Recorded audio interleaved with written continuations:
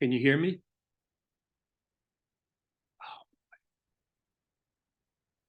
I can't hear. I can't hear you. Oh my goodness.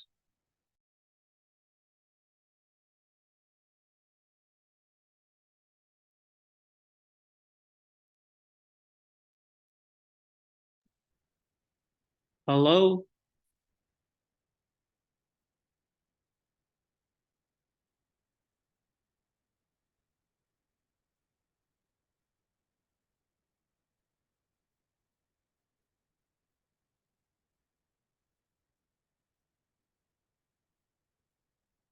Denise? Denise? Hello? Mark? Yeah, unfortunately, I see you perfectly. I see David. But I can't hear you. I'm so sorry. We can't hear you either. We don't know what's going on. I was just about to try and call. You want me to call our IT person, see if I can get him?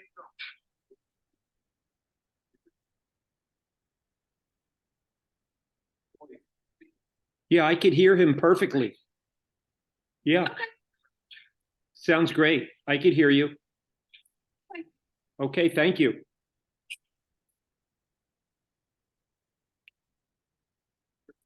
I can. My battery is low. I'm just going to need to plug in. Okay. Do you want to call me, David? No. Okay. I'll hang up.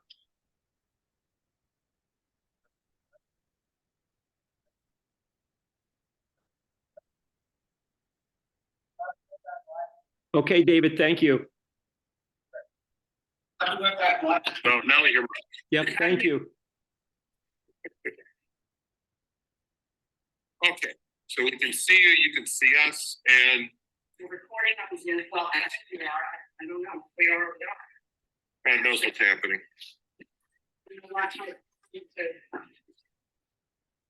Okay. Record. Recording up on top. Lord knows what it's recording. We can't hear. No, it's Allison. That's what we're gonna do. Okay. Denise, can you go ahead and open the meeting now? Sorry, just 1 second.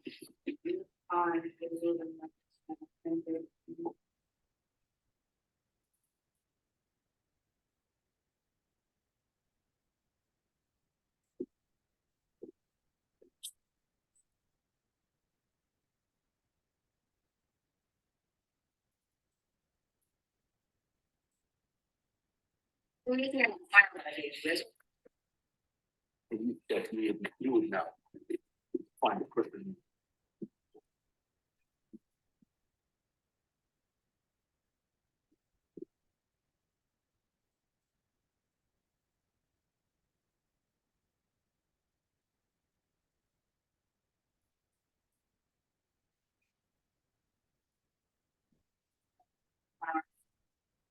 No.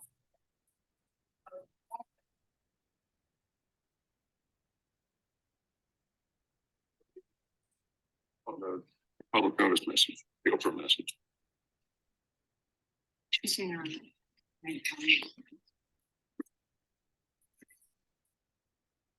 It's a new one for this year.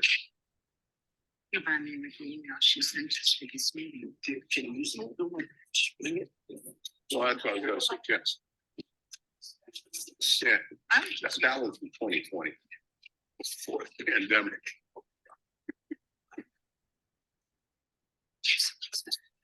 So. This is the February 5th annual reorganization meeting of the zoning board of adjustment. This meeting was originally scheduled for January 16th, 2024. Due to inclement weather, the meeting was canceled, and the rescheduled date was for today, February 5th. This meeting is being held in person in the meeting hall on the 2nd floor of the Bernardsville Municipal Building at 166 Mine Brook Road. Members of the public wishing to offer comments will be required to attend in person. The notice of these meeting changes has also been emailed to and faxed to the Bernardsville News, the Courier News, be posted on the borough website, and filing a copy with the municipal clerk, all on February 1st, 2024. It is the intention of the board not to continue any matter past 11 p.m. at any regular or special meeting of the board unless a motion is passed by the members then present to extend to a later specified cutoff time, whose same shall be announced at the opening of each meeting. Members of the public may participate in meetings at certain designated times as announced by the board chair. Members of the public will be permitted to address applicants and their experts, ask questions, and or make comments as appropriate once invited to do so. Any hearing conducted or a quasi-judicial proceeding. Any questions or comments must be limited to issues that are relevant to what the board may legally consider in reaching a decision. Decorum appropriate to a judicial hearing must be maintained at all times.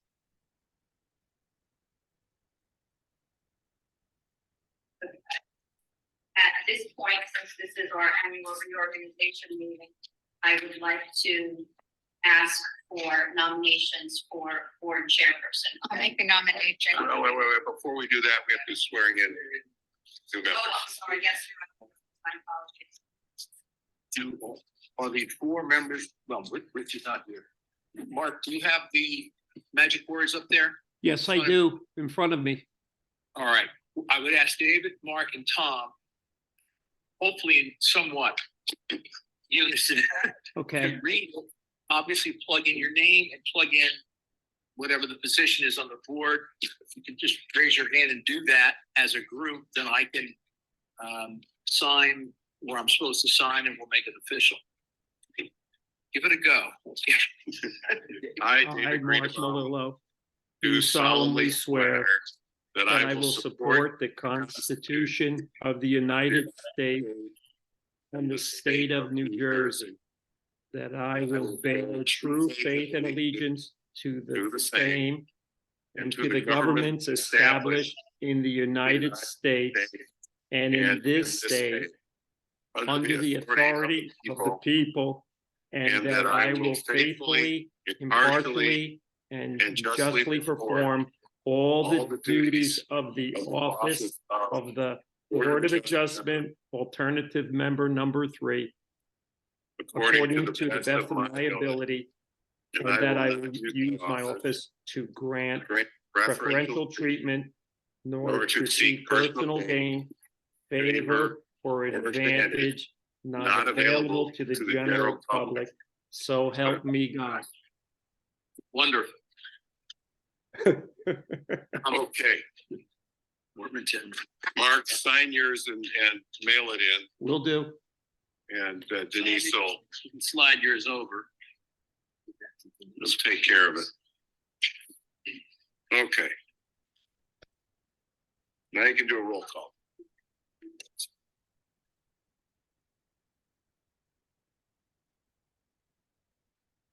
So you want to do roll call first then before we do? Mr. Albertson? Here. Mr. Greenbaum? Here, Ms. Kramer? Here. Mr. Dow? Here. Mr. Salvier? Here. Mr. Sedlak? Is absent. Mr. Trainer? Absent. Mr. Slocum? Here. Ms. Leffler? Is absent. And Mr. Malillo? Here, Here he is. Okay. We have a quorum, Cool. Now the officers. yes. I know from Or the chair. technical. I'll make the first nomination. Want me to make it? Sure. Okay, I'll nominate our honorary chairman, David Greenbaum, to be the ongoing chairperson This was for 2024. for 2024. There's a second by Jeff. Any other nominations? You just put them until 2030.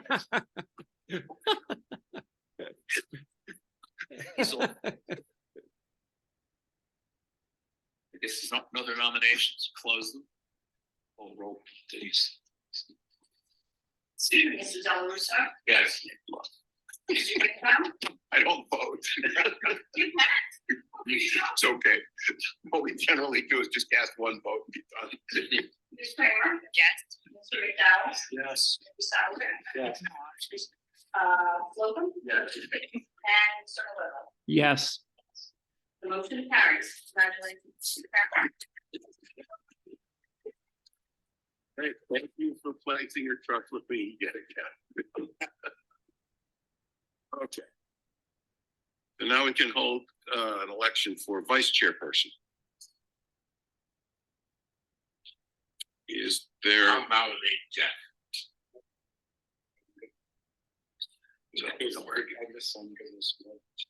Does anybody want it, Eddie? Are you an alternate or a regular member? He's regular member. I'm regular. That's good news. All right. There's been I'll second. okay. Well, wait, so he nominated himself? No. I just said I do. Well, no. It's up to everybody else. Okay, so we need a formal nomination All right, I'll nominate Ed, for Ed. Ed McDowell for I'll the second. vice chair. Okay. Okay, Are there any other nominations for vice chair? Nominations are closed then? yep. Cast one vote for Ed Dunn. Mr. Delores? Yes. Mr. Greenbaum? Yes. Ms. Kramer? Yes. Mr. McDowell? Stay. Mr. Sauer? Yes.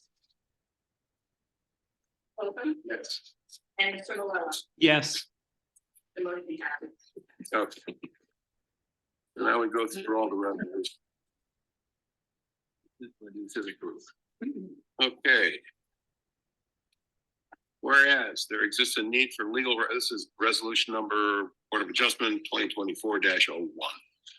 Whereas there exists a need for legal representation, Board of Adjustment, Borough of Bernardsville, whereas it is expected that funds will be available for this purpose. And whereas the local public contracts law, NJSA 48:11-1 FSAC requires that the resolution authorizing the award for contracts for professional services without competitive bid must be publicly advertised. Now therefore be resolved by the Board of Adjustment of the Borough of Bernardsville and the County of Somerset, State of New Jersey as follows. One, the chairman and administrative officer of the Board of Adjustment are hereby authorized and directed to execute an agreement with Louis P. Rago Esquire in accordance with the attached fee proposal dated January 12, 2024 for the performance of legal services, Board of Adjustment, Borough of Bernardsville, subject to the appropriation of funds. Two, this contract is awarded without competitive bidding as a professional service under the provisions of local public contracts law because New Jersey statute NJSA 48:11-5 permits such work to be performed without advertising for bids. And three, a notice of the award of this contract shall be published in the Bernardsville News as required by law within 10 days of its passage. Will somebody move that, please? I'll make a motion. Second. Roll call. Mr. Delores? Yes. Mr. Greenbaum? Yes. Kramer? Yes. Mr. McDowell? Yes. Mr. Sauer? Yes. Mr. Sedlock? Oh, sorry, here, Watson. Mr. Slocum? Yes. And Mr. Malone? Yes. Thank you. Motion carries. Thank you all. Okay, resolution number BOA 2024- probably 02. It is. You must have the one here. Board engineering expert. That's okay. I got it. Whereas there exists a need for an engineering consultant for the Board of Adjustment of the Borough of Bernardsville, and whereas it is expected the funds will be available for this purpose, and whereas the local public contracts law, NJSA 48:11-1 SSAC requires the resolution authorizing the award of the contracts for professional services without competitive bids must be publicly advertised. Now therefore be it resolved by the Board of Adjustment, Borough of Bernardsville, County of Somerset, State of New Jersey as follows. One, the chairman and administrative officer of the Board of Adjustment are hereby authorized and directed to execute an agreement with Ferrero Engineering, which should be Boswell, in accordance with the attached 2024 fee schedule dated November 16, 2026 for the performance of 2023.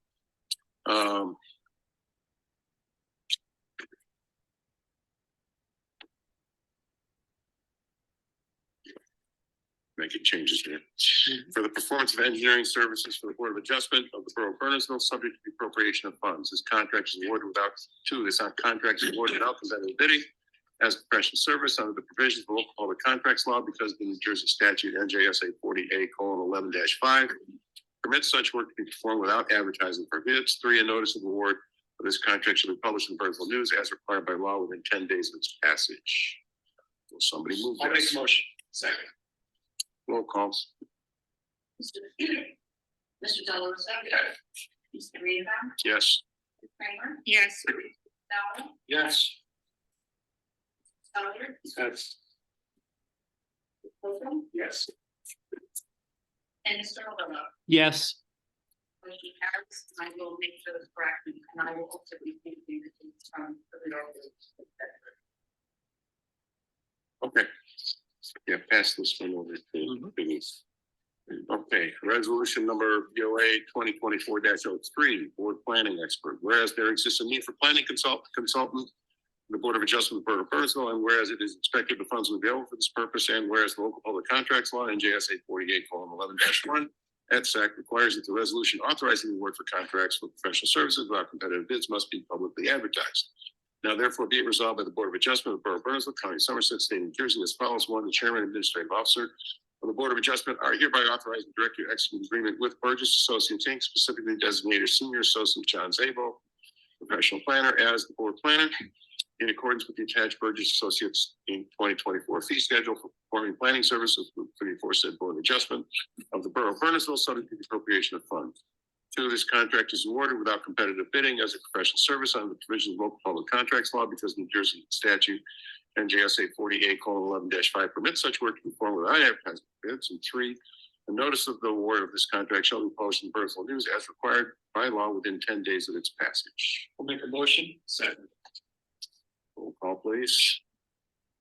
Delaware. Greenbaum. Yes. Yes. Sally. Yes. Sawyer. Yes. Courtroom. Yes.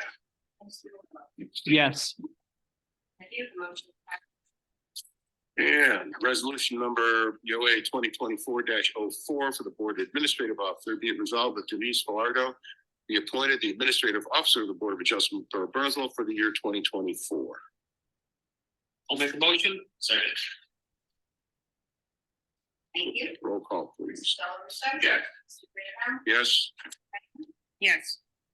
Sally. Yes. Sawyer. Yes. Courtroom. Yes. yes, Thank you. Resolution number BOA 2024-05, official newspapers. Be it resolved that the Bernardsville News and the Courier News be designated the official newspapers for the purpose of publishing legal notices relative to applications and other matters before the Board of Adjustment of the Borough of Bernardsville during the 2024 calendar year and during January 2025. Be it further resolved that whenever feasible, applicants shall publish their notices in the Bernardsville News. I'll make a motion. Second. Roll call. Delaware. Yes. Mr. Greenbaum. Yes. Yes. Sally. Yes. Sawyer. Yes. Courtroom. Yes. And Mr. Lillo. yes, Motion carries. Okay. The last one, let's see.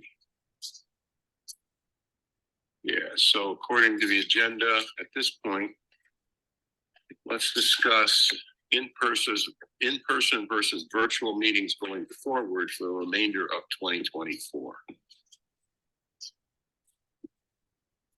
Does anybody have a preference? I prefer in person. I prefer in person. I like it in person. I think it's fun being here, but my wife's a nice nurse. The days she works, we really get home late 9 o'clock, and it's much more personally getting each day. We need my Zoom because I could consider possibly missing.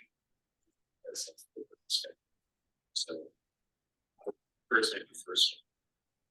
I have a question too about the calendar. I thought I read someplace in the council that we can on the 3rd and 4th Mondays of the month. Yes, when they're meeting the same night as us, they'll be meeting in the next room because it's like a work meeting. Oh, I see, okay. I would just, in terms of speaking about the in-person and the Zoom, I would just say that I think, I mean, obviously, just from, it'd be great to do the Zoom, and with all due respect, I just will give my opinion as well. Is I think that, I think it's better for the town and for the applicant to be in person, to really open it up for discussion, and that everybody's paying attention and focused, and that everyone has an opportunity to interact and discuss, because when the applicants come, they spend a lot of money on architects, on lawyers, whatever they're spending on, and they're big decisions. So, personally, I would like Zoom too, but I personally think it is better for everyone to be in person. That's my opinion. I agree with Diane. I like it in person. I like the computer person. But I like the presentation and seeing it. And it's so easier to ask questions of the applicants. You get a better feel for what you're approving or denying. I like both of them, but I think if you're on Zoom, it gives the people that normally won't go because they can't get babysitter, they can't, they can, if they're on Zoom, they can come in, mute their camera, do what they're gonna do at home, and then when we call that person, they come in, they unmute it, and they can be part of it. Where I think if you don't do it, people like spend their night here and all the time they have to get babysitters, they don't show up. Jeff, I can agree with that point, but with my experience just being a member for 1 year, I truly enjoyed the professional presentation. It was clear. The exhibits were clear on my screen, as opposed to applicants bringing in drawings and trying to put it up on the screen. And I know just the one that we had in person, the Liberty Dog Farm, it was difficult. Not that it was that difficult, because the applicant's only 20 feet in front of you, but I think the professional presentation from an engineer or a planner, especially when they presented on a Zoom, it was very easy to follow for me. And I'm just giving a 1 year opinion. I enjoyed the Zoom. I get to spread my stuff out, all my maps out, and then get to see accurately what the applicant is saying, especially when they're presenting their form. So that's just, I prefer Zoom, but I'm just one voice.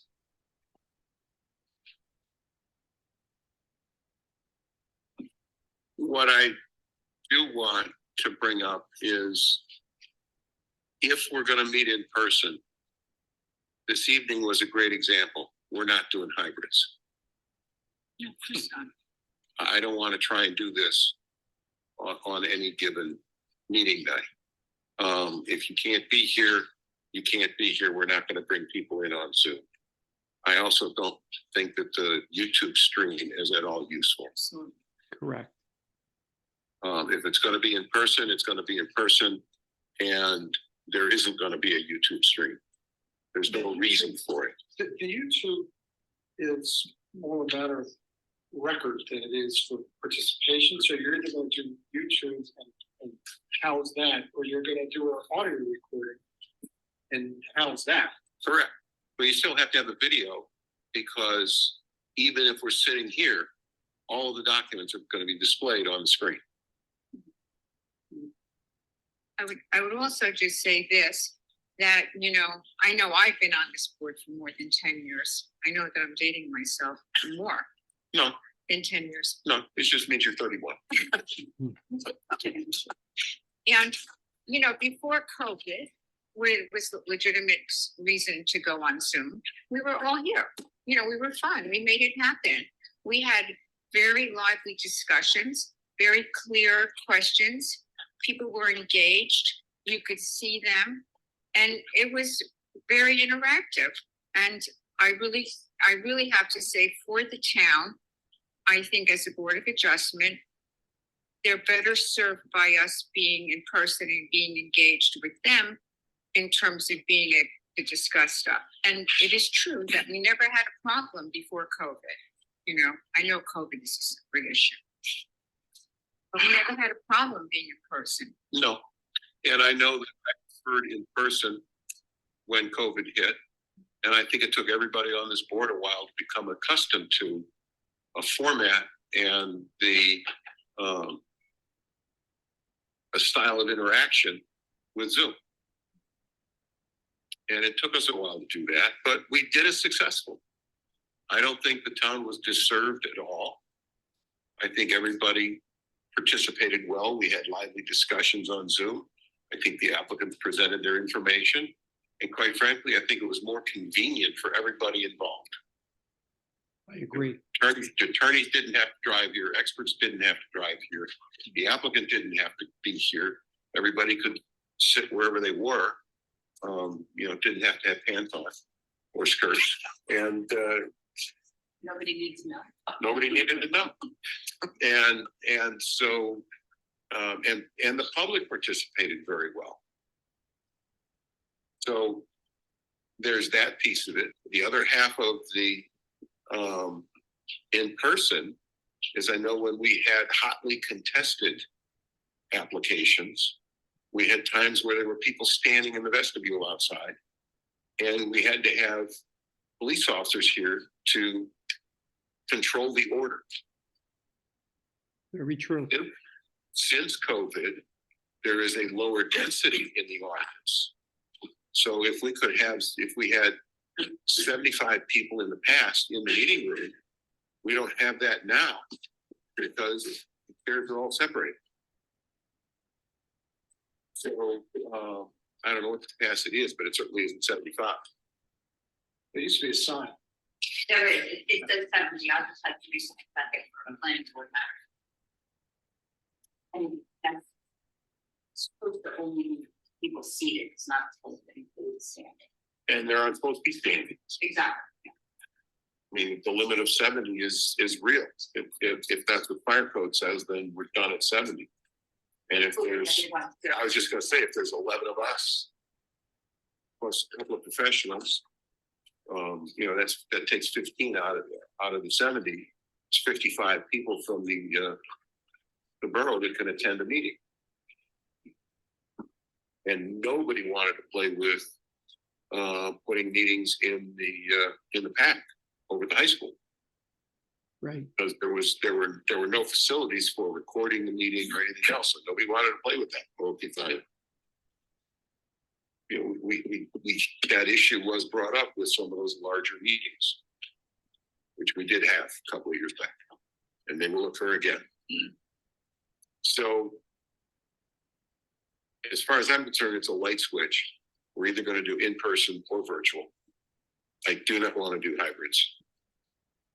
It's way too hard. The technology is impossible to manage. I agree. As Mark is feeling. And so, as a board, I'd like us to have a consensus. Do we want in person or do we want virtual? Let's vote. Happy to. All right, I'll go around the horn. Can I make a point that David raised it? In terms of capacity, there's case law to the effect that if a board knows that there's an application that's going to bring in a lot of people, and there'd be cases where the crowd's outside, the law basically says that you have to either find a facility where they can be held, where all of them can be held, or set up, and as I've seen them both, set up television monitors so that people out in the hall can participate, at least see it, hear it. And I don't know if we're going to have any major cases down the road that's going to pack the room. We have had it in the past. We may have them again. I don't know, but it's a consideration. This is not a big room, so. Well, what's the can we switch from in-person to virtual mid-hearing if we need to accommodate a situation like that? Yeah, I don't think there's anything against that, so long as.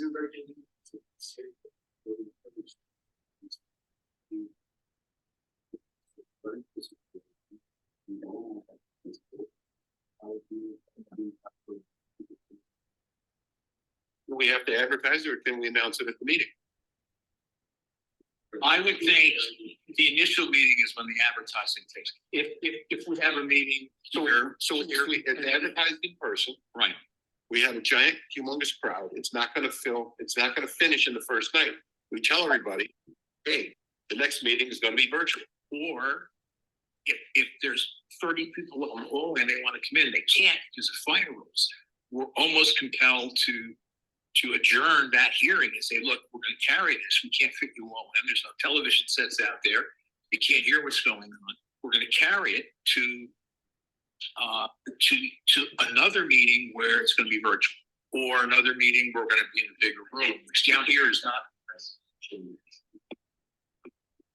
Well, and then also that would have, as far as the noticing would affect the applicant as well, the applicant would be jury notice. Well, if they come here initially and the notice is proper, everybody knows it's here, and we then say, there's 200 people here, we can't accommodate you, we're going to not start this tonight, we're going to adjourn it to March or May or Then April, and the and it's going to be online, then probably to play it safe, the applicant would want to do that in case somebody missed the first go round, but that's not on us. We're just trying to be cautious.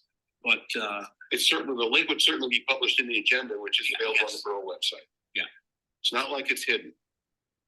I'm just thinking of that as an option for large hearings, because that's if we stay local, there may be a time when we have to do where virtual. it won't fit in the room. Yeah. Yeah. So or we do virtual. I mean, we had the case with the Heritage, which more than filled the room. We had the case with the turf field, which way more than filled the room. The one up on it's the church.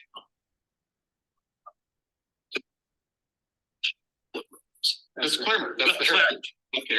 That was And yeah, the Exxon station got a little testy. Yeah.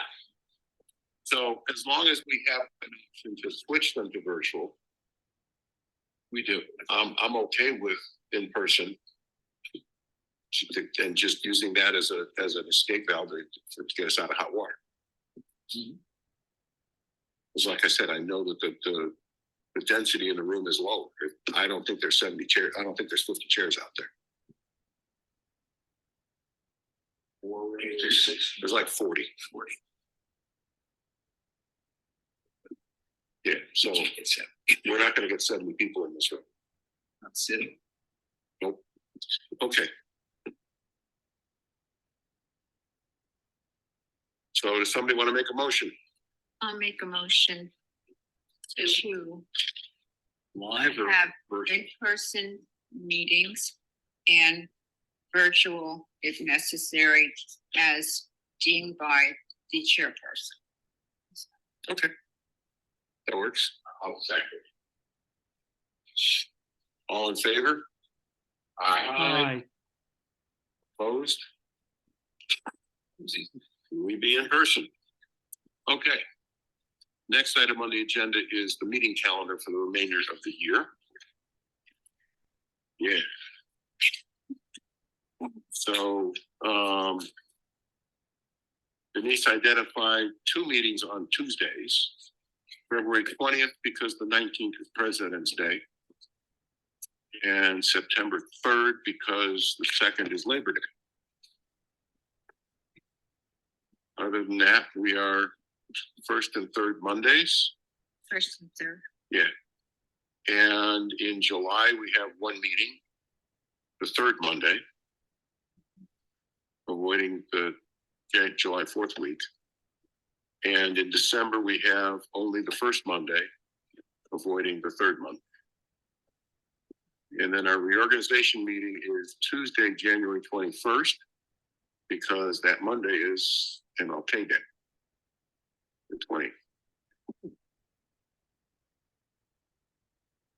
Does anybody have any issues with calendar? Do I hear a motion? I'll make a motion. Russo? Yeah. Mr. Greenbaum? Yes. Mr. Kramer? Yes, Ms. Raymond? Mr. McDowell? Yes. if my husband. Mr. Salyer? Yes. Wilkins, Yes. and Mr. Malloy. Yes, Motion carries. Dave, you have to read it, this resolution. Well, I'm gonna let Denise fix the resolution so that the regular meetings we held in person or online via Zoom if we need to. If necessary, If necessary. And just as a point of clarification, keeping 7:30. Yes. Correct? Yep, we're keeping 7:30 as a time. And then I'll be again changing the date of adoption. Okay. Yeah, we tried 7 o'clock one year and that was a bad idea. That did not work. Okay. So that's the end of the reorganization topics. We have draft meeting minutes from November 20th. And find my And minutes. I didn't finish with them before. Yeah. We'll have them- And on the 20th minutes, I think the only professional present was John Zabo, not Luke. Well, and I had the questions, that's why. Yeah. Yeah. So John was here, Lou wasn't. And there was something else on here.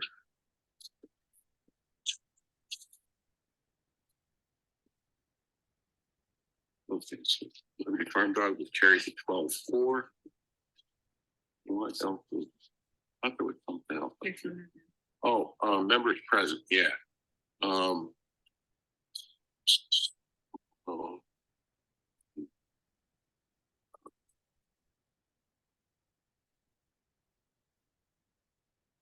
Please, Yeah, this is what I had from Anthony's notes. yeah. Is the present and absent accurate? The present for the 20th, because I don't remember. This was the Monday before Thanksgiving, we ended up canceling the applicant. So it was just a very brief open and close. Right, Yes, and Anthony was here, so I was Yeah. there. Mhm. I was there. so that's McDowell, Slocum, Willis, Jeff, were you here? I think so. I thought so too. I was here. On the 20th. Yeah, so you were not here on the 20th, okay. So Loeffler, Sedlock, Trainer weren't here, and Chick, you weren't here on the 20th. Okay, so, all right, that's accurate then. Let's see. So the draft meeting minutes are, that's that. Okay. Okay, so I guess it's just not Lou, but John was here. Okay. And we carried Liberty Farm Dog to 12-4. They wanted that. We had to get together because of that. Okay. So as amended, I'll make a motion to approve. Second. all in favor? Aye. Opposed? Cool. Minutes are approved. Now we can get to the public hearings. An hour later. Liberty Farm Dogs, application number 23-04. Do we want to see if we can get the Zoom and the YouTube going before? No, I'm done with YouTube. We're just doing notes. still. see. I was good. Okay.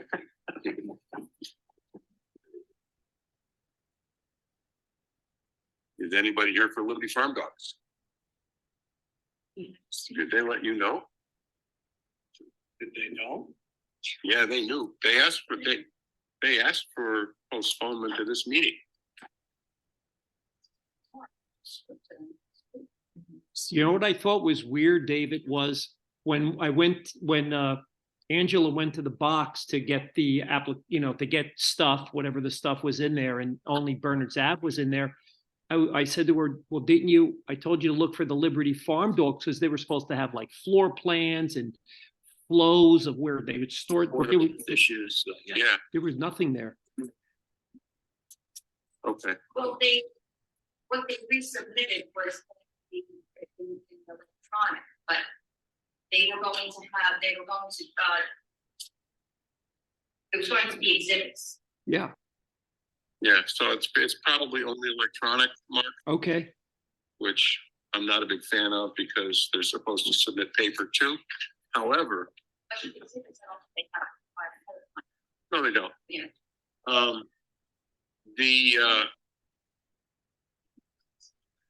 But at for the meeting of the 16th, they wanted a postponement to tonight. That's right, they did. So I don't know why they're not here. I noticed a typo on the website. Today was the said Monday is 6th. Possible Monday the sixth.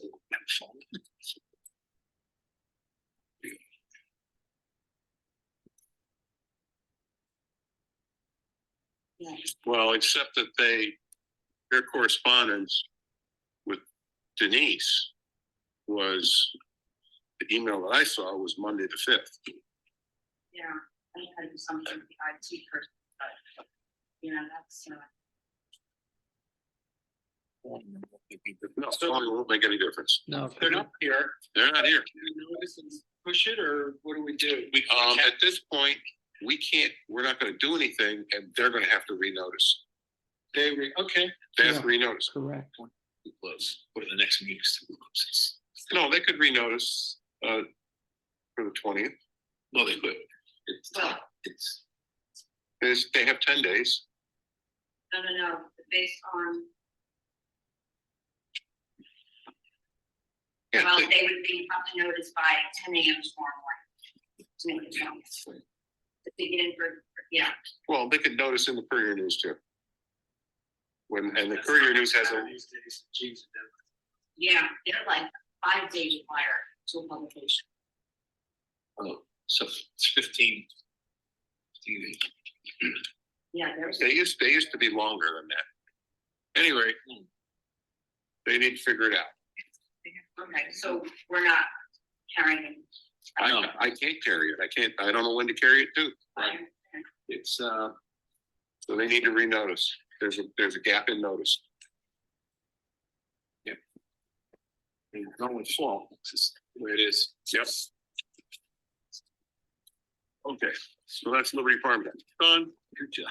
So now we have 51 Bernards Ave. Location 23-02.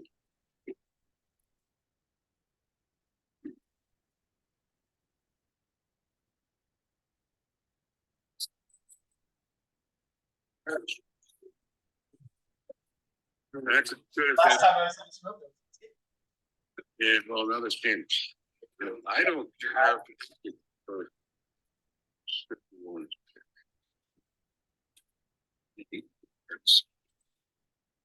Pardon? It's on. Tiffany's gonna get.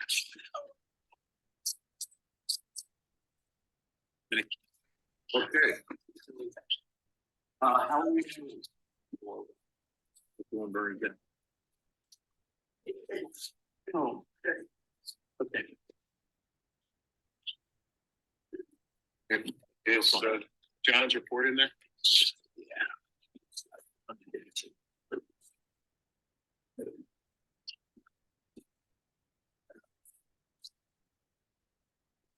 Oh, wait.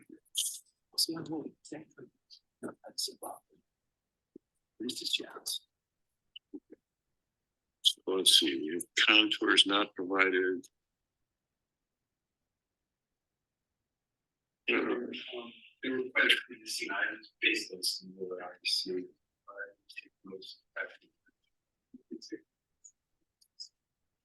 Soils,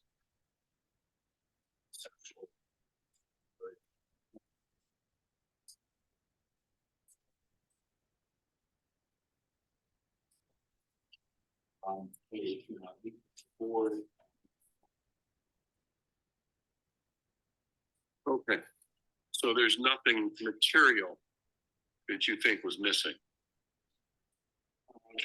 It was complete for minor subdivision. I use that in the experience that missing terms.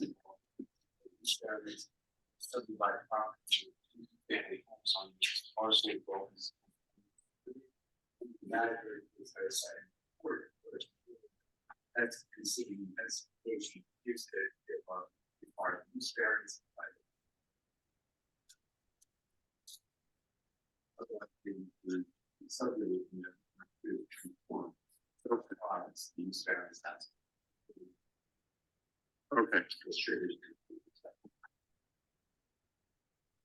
Okay, so with that, with John's comment, does the board deem the application complete, which starts clock?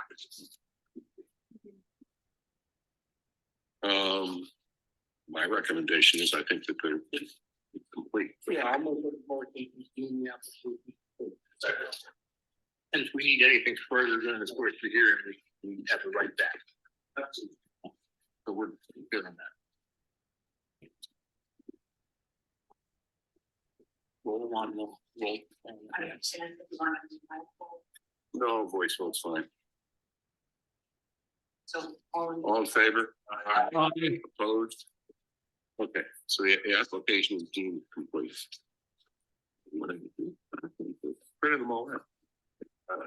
Okay. All right, your application is complete, Fred, you can proceed. Mr. Chair, members of the board, professionals, Frederick Zeller, stated in the business of this evening.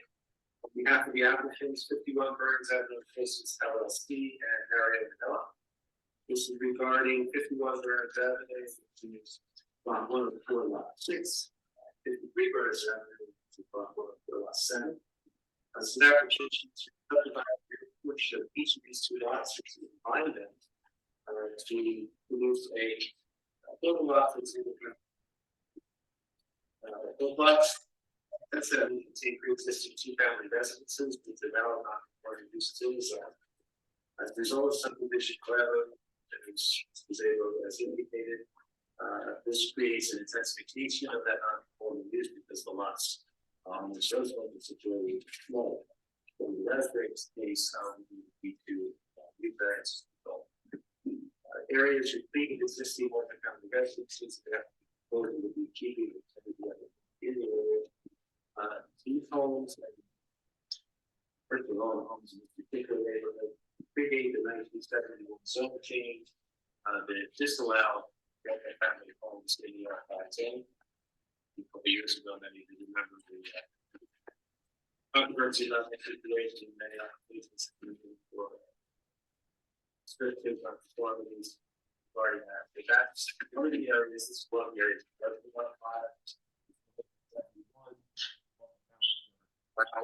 Now they've been allowed the various homes and others that are discussing in the neighborhood. This is Stevie, Steve Parker, Jonathan Moore, who is one of the partners of Burns Avenue Associates, and a lifetime resident of this neighborhood, and our candidate. Yes. Just to clarify, as we're into the raspberry situation, you're saying both of these 2-family homes were in existence at a time when they were legal, but subsequently they are now pursuant to zoning now non-conforming. Okay, and I'm assuming they've been in existence since that time. They have not been abandoned. They have not. We will produce testimony. Good. All right. It's not a stipulation on what we are actually proceeding. Got it. Okay. So we, just to clarify, there is no zoning permit for the two lots in question at this point to be 2-family homes. Not that I'm aware of. Okay. And it's an interesting question that you're asking it, if the board deems it appropriate. Certainly, if one of them has to be. Yeah, it might not do that. I think there needs to be a D68 component to this application for both sides. Prepared to give, we'll cover the basis on. Okay, thank you. So you're amending the application? Yes. The board, the board feels we take those. Okay, it's true. Is only includes that demonstrates. I understand, John, but there needs to be, we're mucking around with property lines, we're intensifying the use. There needs to be a proper certificate issued that says that this is a valid 2-family going forward. Without that, the future owner of the property is gonna have a problem. Is there a notice issue? I was just gonna ask you about I'm that. checking that now, people. No, he has, there is a catch-all in the notice that if the board directs a variance exception waiver be required, then they will also seek that. So they also have a use variance. If there was no use variance involved and the section 68 popped up, then that might be an issue, but I think we're fine on those. Okay, Parker, you're out.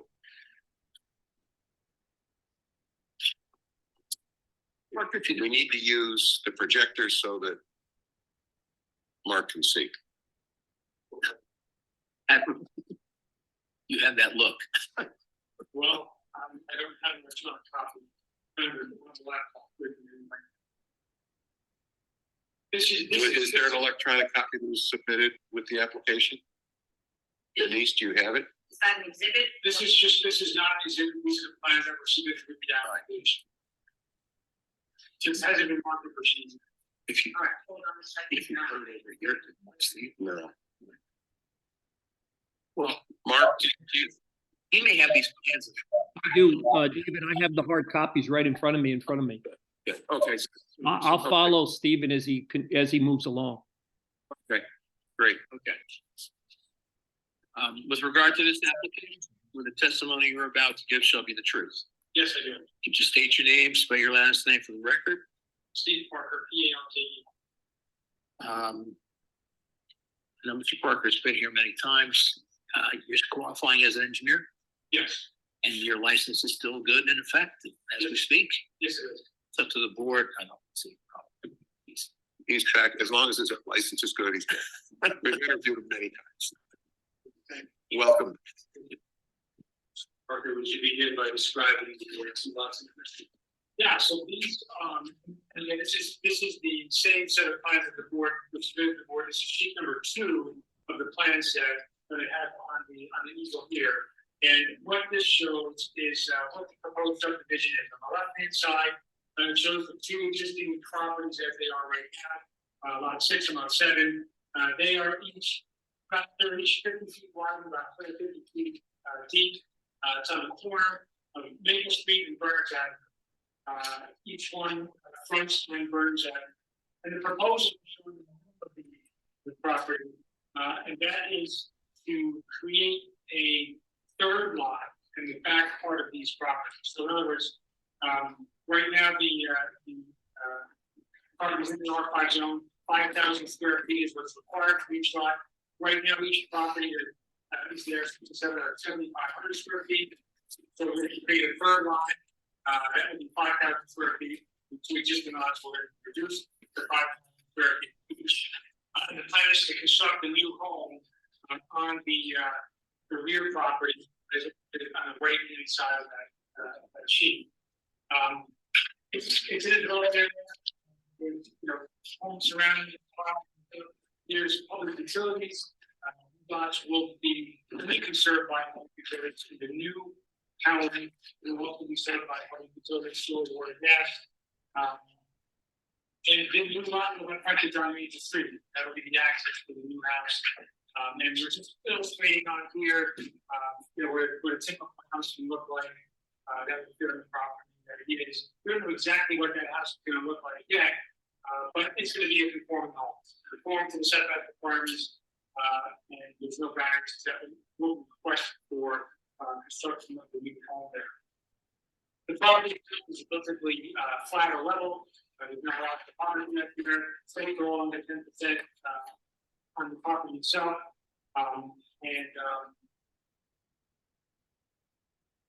yeah, I think that's all I have. Certainly, Mr. Brady prepared a letter dated January 18th. We can go through that if that's appropriate this time. Sure. So in the letter that's dated January 18th from Mr. Brady's office, I think the first things are generally just comments. Number 1 indicates the side of the property building that's located in. Comment number 2 is again about the proposal, what's being proposed as far as the subdivision goes. Comment number 3 is regarding some of the variances or non-conformities that are existing on the property. It won't be changing, I believe the plan of the next, weeks, we'll go over all of the non-conformities and variances to the same, so I'm gonna skip over that part, and just ask you that you can concur with that mathematically, the dimensions that are shown in the text. Yes, correct. Yep. Comment number 4 on T2 of that letter, just is a comment about what's being proposed. And Mr. Meyer recommends a footnote to be added to the table of certain requirements in T2. The plans indicating the non-conforming use, they just, addition, will do that, and agree to do that. On future plans, yes. And all the requested on that page, followed by the record. No, there's not. So you let's go to the regular later.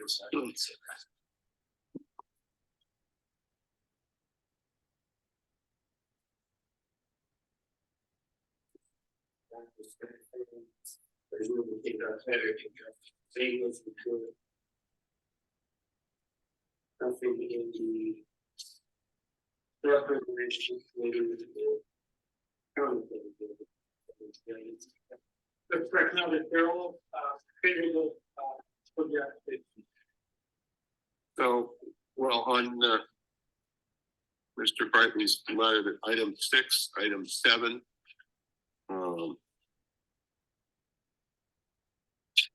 The stormwater management as well as opening the street.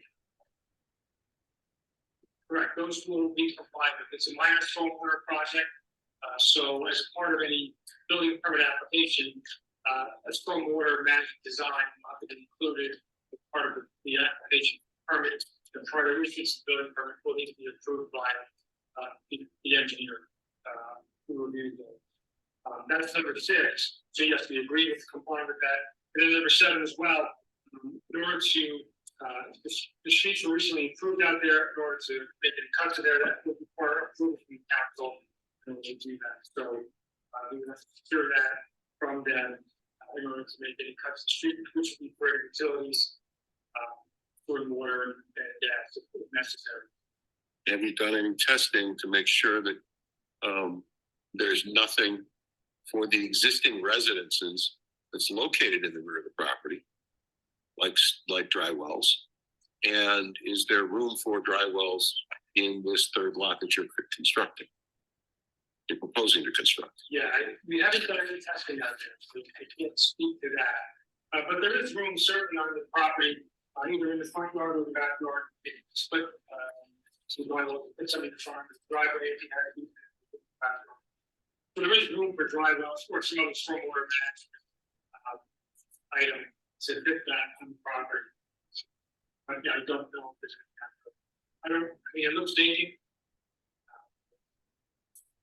I haven't done any test pits or exploring that. And do we know if the existing residences have any underground facilities out there? Like a dry well for the existing residences? You know, I don't know. We can look at that. I do too, but it's a question that needs to be asked. We can look into that. Investigate that. There is often test that more like the kinds of doing that are possibly condition that by the board to address that. Okay. Well, I would imagine through the construction departments, not construction, yes. Oh, that's not for the board. Finding it a construction.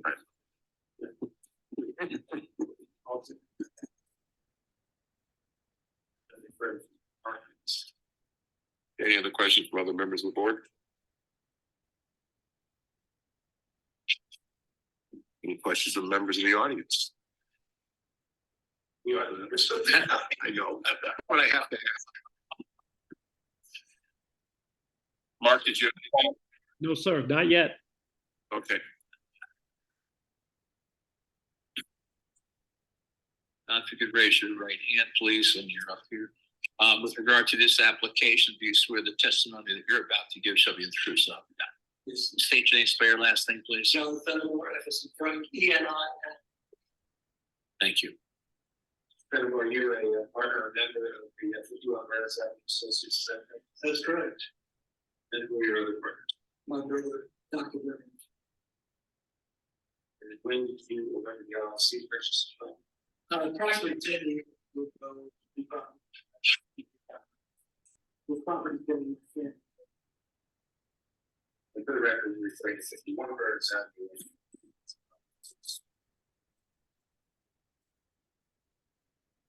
Yes.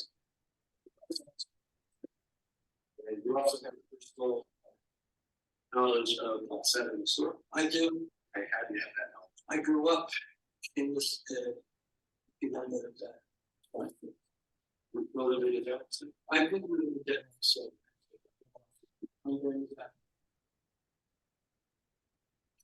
And are you familiar with the other homes in the neighborhood, specifically whether they are multifamily versus single family? Yes, lot 7, as noted on the map, has been in existence ever since I grew up here. Used to go to the Second City Virginia family, and there's the I deal with mail just going to school. So we kind of know this neighborhood. That's lot 7. Yes, one of the 7. That's the number of the house. Yes. And how about lot 6? Is all oh yeah, forever. Little. This house is over 110 years old. Old. And are they both 2 families, 3 families? They're both 2 families. One time, one 3 families, but now. Roughly when was it? Was that prior to the zone change? Or was it 71 or? I think it was after. I'm certain. So with 3 and then back to 2. Yes. But never so one. No. Okay. Yeah. Okay. I had relatives who lived in somewhere at one time upstairs. And as we are here this evening, they continue to be 2 families, and that has not been abandoned. Never. Continuously occupied. There, what we had intended to do, I forget. We did want to show this as considered colorized version of the park with 14. And we've highlighted the other homes in the neighborhood that are in fact multi-families. So I can, if there's no way to put this up on the screen, it's advanced if I want to read through which ones they were. If you, as long as it's not multiple sheets, you can have it to me, I can display it. This is colorized? Yeah, I see, yeah. Yeah, we're gonna have to, we'll mark that. Our planner did take a picture, so we should. Sure. If you can get it. Fred, you gonna bring this in under Ms. McManus or under John Feldmark's testimony? Under Mr. Douglas. Can I ask just a clarifying question while we're taking pictures and email and stuff? So where does Mario Manella fit into this? He's the owner of lot 7, and he's got a medical issue. So is the owner is he part of 51? No. No. There's 2 applicants. There's 2 applicants. Okay, so they're making a joint application separately to create the back. Yes. Lot. Okay, got it. Thank you. And Mr. Fenwick's testimony is intended to cover both companies. I'm caught up with Is this back lot 1 family? Put the juice in this. They're both 2 family homes. Side, they're both 150 feet deep. So the proposal is to lock off the bottom 50 feet, join it to the other lot, and create a conforming lot. or a single family. Yes. That was your question. I already heard there were no variances being requested for that third lot. Right.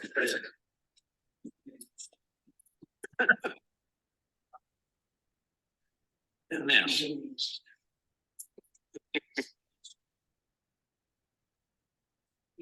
And sorry, I thought it was called, but the new lot would be owned by 51 Bernards Avenue. Really, initially, both 51 Bernards Avenue. Okay. Yeah, I think they got it. Okay. We're very important. so we're gonna mark this A1 and let's call it a colorized radius map. Is that good? Can you see that, Mark? Not yet.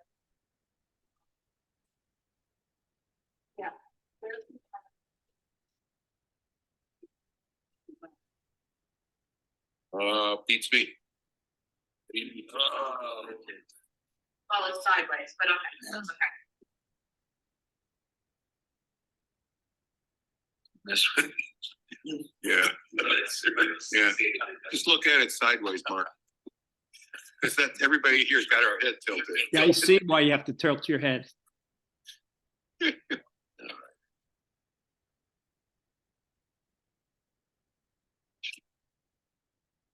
Okay, let's just go with what we got. Let's. So, based upon the image that's on the screen, it'll be yellow home at the very bottom, so it's 6 spots up there.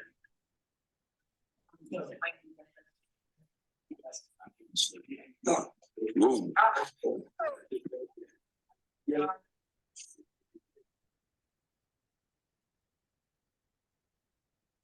The defendant when he testified that the 2 lots, the marks TQ in the center of the. I'm sorry. We're gonna have to keep it like this. It's okay, it's fair. So we'll start with the lot, which and then I'll try to cross them. So the screen is this spot. And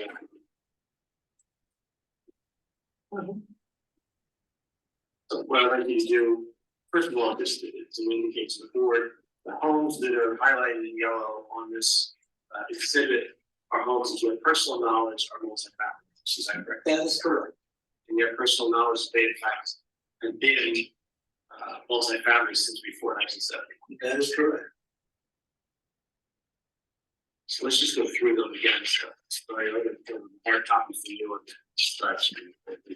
Three, so it's at 6 o'clock. And so it's 2 or 3. And how large is that one? 22. Seems to be conforming a lot.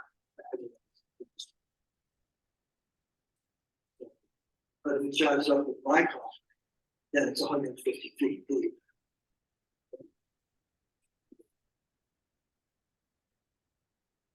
So we have on the exhibit 0.17, that's the active. Yes. Let's go clockwise now, so we're up to about 3 o'clock. Yes, probably directly across the street, I heard that. So there's a 3-family, 2 upstairs and 1 next to a upholstery shop and a little newspaper store. So there's a 2 commercials now as well. Correct, that lot. Yes, lot 8. And then skipping over lot 7, and we go to block 114, lot 6, that's a 2-family. Adjoining that on lot 5, that's also a multi-family. On lot 4 is another multi-family. Wait, we're losing it because we're looking at the. We'll stick on, where is that? For the record, we have gone from 3 o'clock all the way to 11. On the wall. On the same side of the street. Yes. Okay. All the way to 11. You're saying 3, but you mean 9. Yeah, I think that's it. Yeah.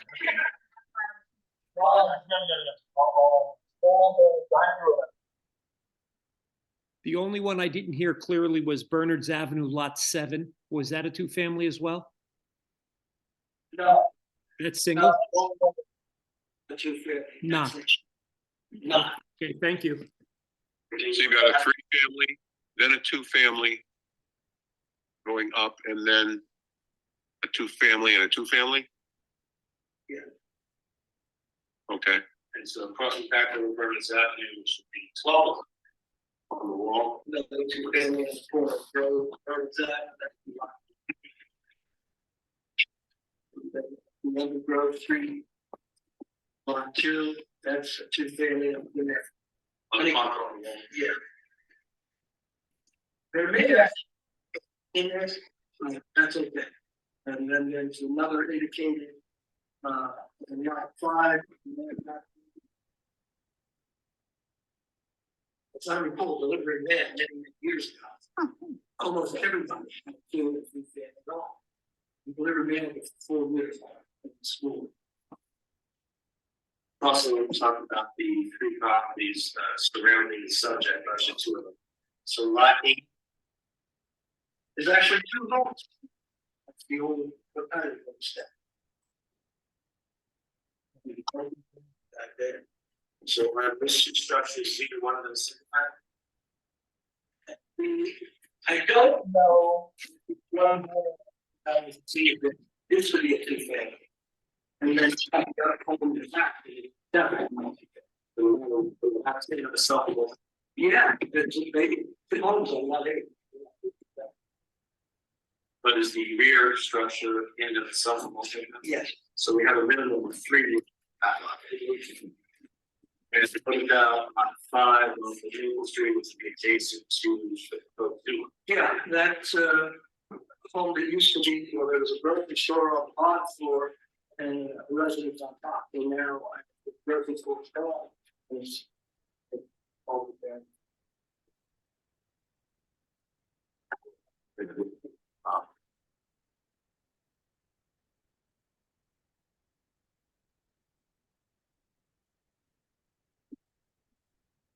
I want to read some of the questions asked by the board earlier.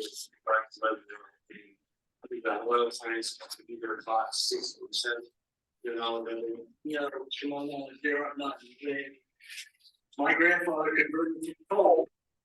Then we went to oil tanks, all ground, in the basement. and that would be for lot 6.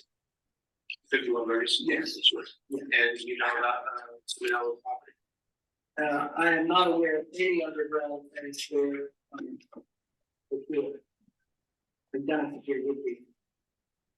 And public water, if you know wells for that. Do you have any reason to believe that you know for a fact that it's not dry wells or the leaders and that kind of thing? I am not aware of any dry wells that have been on the property many years. And on behalf of the applicants, the agreeing condition that any such facilities were discovered in the 14th part of the new lot, that they would be properly removed. Of course. What was the parking situation in both the lot? It is, I believe we could get good call. Into what I had seen. And we know. And you also just walk the garage. We are proposing one car garage, 50 foot by the same height. That's nice.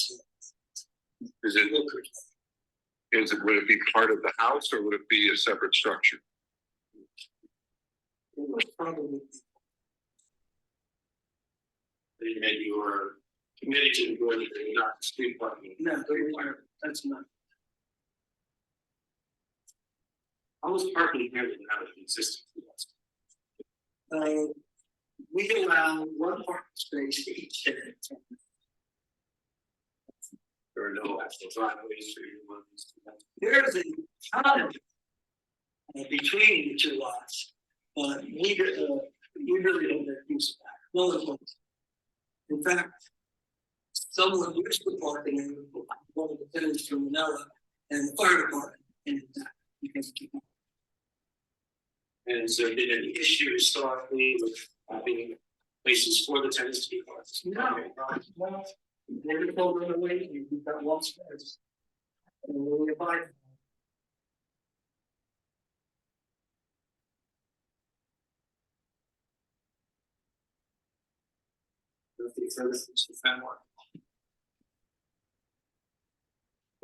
Clarification, you're not intending to build anything written for the subdivision. Yeah, I have no. Somebody else will build it, and presumably they need a variance, so it'll be in front of us. If they don't need anything, they build it. If they do, yeah. Okay. Yeah. You know where the septic was for those houses? The existing house, yeah. If they were built if they were built Oh, 100 years ago, yeah, I am not aware of any septic pits on the property. property. They may have had them at some time. And so my mother was born. And I don't know when the city sewers came to run that. Never heard any talk about any septic systems being uncovered, no wells being uncovered. The only thing back there was a garden in every property. Good. So you may find them later. It's pretty far, but it's possible. Yeah. I mean, way back when, it probably had a well too. 100 years It's ago, all possible. 100 years ago, Lord knows. All I know is Okay, 84 years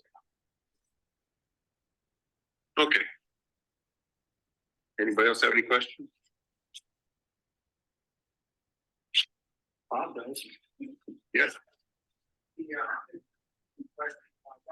There's the proper parking in the area where you're opening. Yeah, is that used for any of the tenants? No, the tenant asked if he could do that. I said, so it's, if the town ever wants you to move it, it's gonna be moved. So it's not part of the lease. It's not as a courtesy. That's all. And if we have to move it over, completely, we could, we would. Park right now.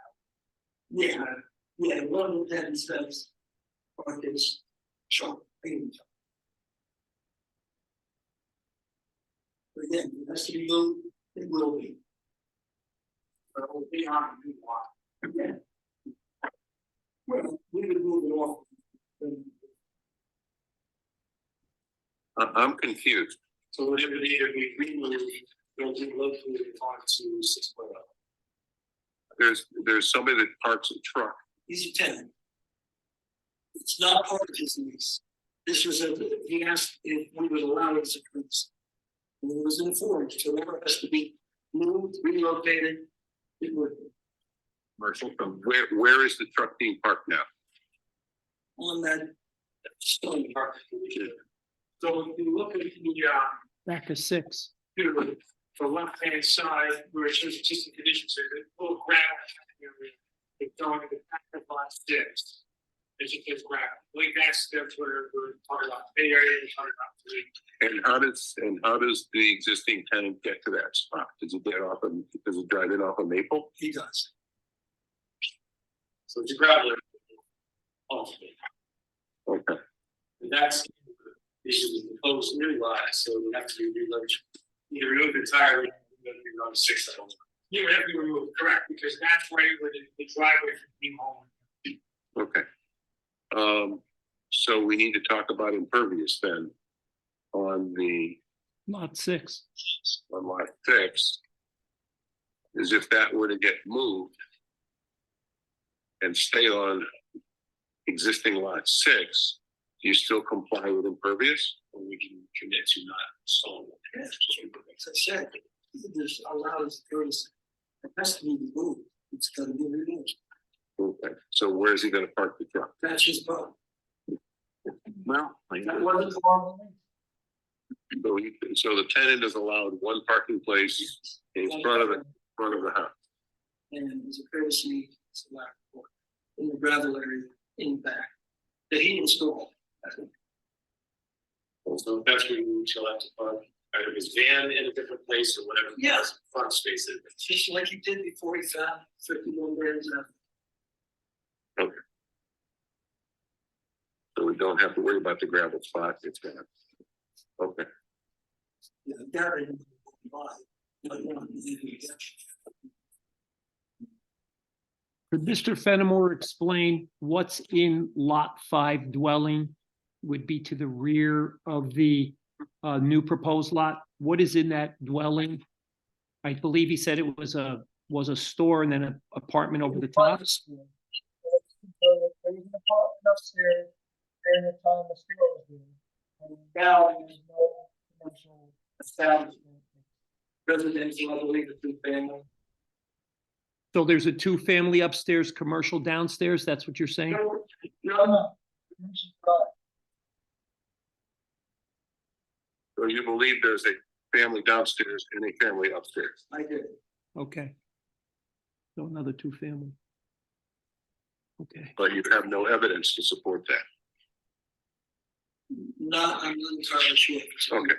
It is definitely residential. Okay.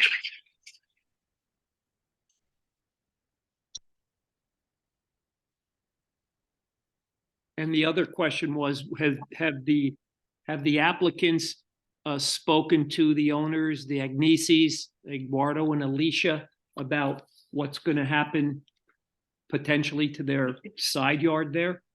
I've never heard from them. I've never spoken with them ever about anything. Okay.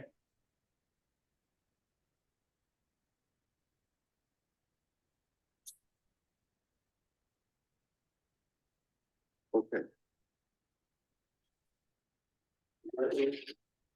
Has everyone been properly noticed as part of the application? Yep. We said it was fine. Anything else, Bob? Oh, okay. All right, just because I asked, okay. Is McManus?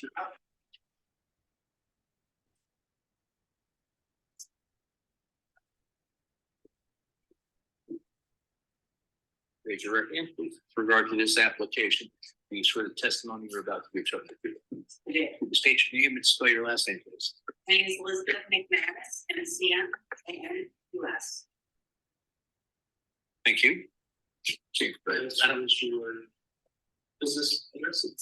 It's municipal Kyle McManus Associates, we're in Hopewell Borough at 2 East Broad Street.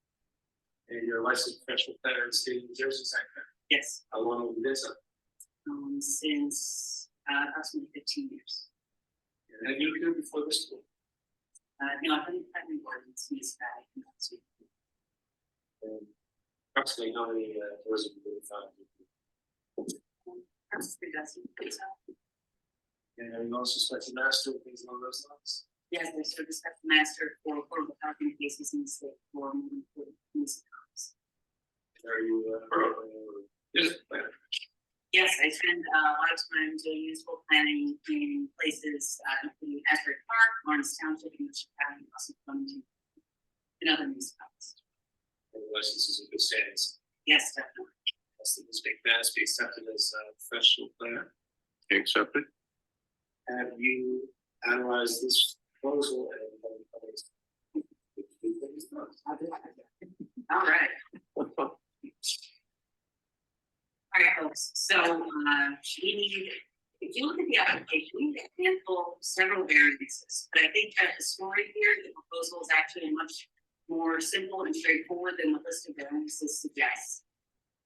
Ultimately, we need G2 use variance relief in order to permit subdivision of our 2 existing 2-family homes in order to provide additional lot area for construction of 1 new single-family home.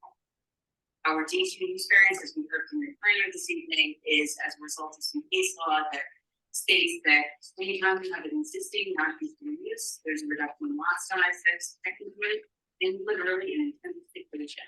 We go all first and variant criteria for that variance. Our second set of variances, if you will, is a variety of bulk variances or C variances. Every single one of them is related to the existing 2 structures on the property, so existing setbacks, none of which are created or exacerbated by our application. And so those variances, those non-conforming conditions exist regardless of what application might be before you see.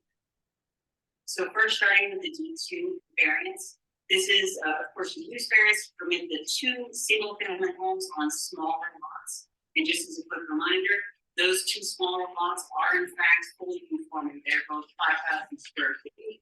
They have the they need minimum lot width requirements, etc. So the lot configurations are conforming. Again, it's those setback variances that I'll address as part of C variances in a moment.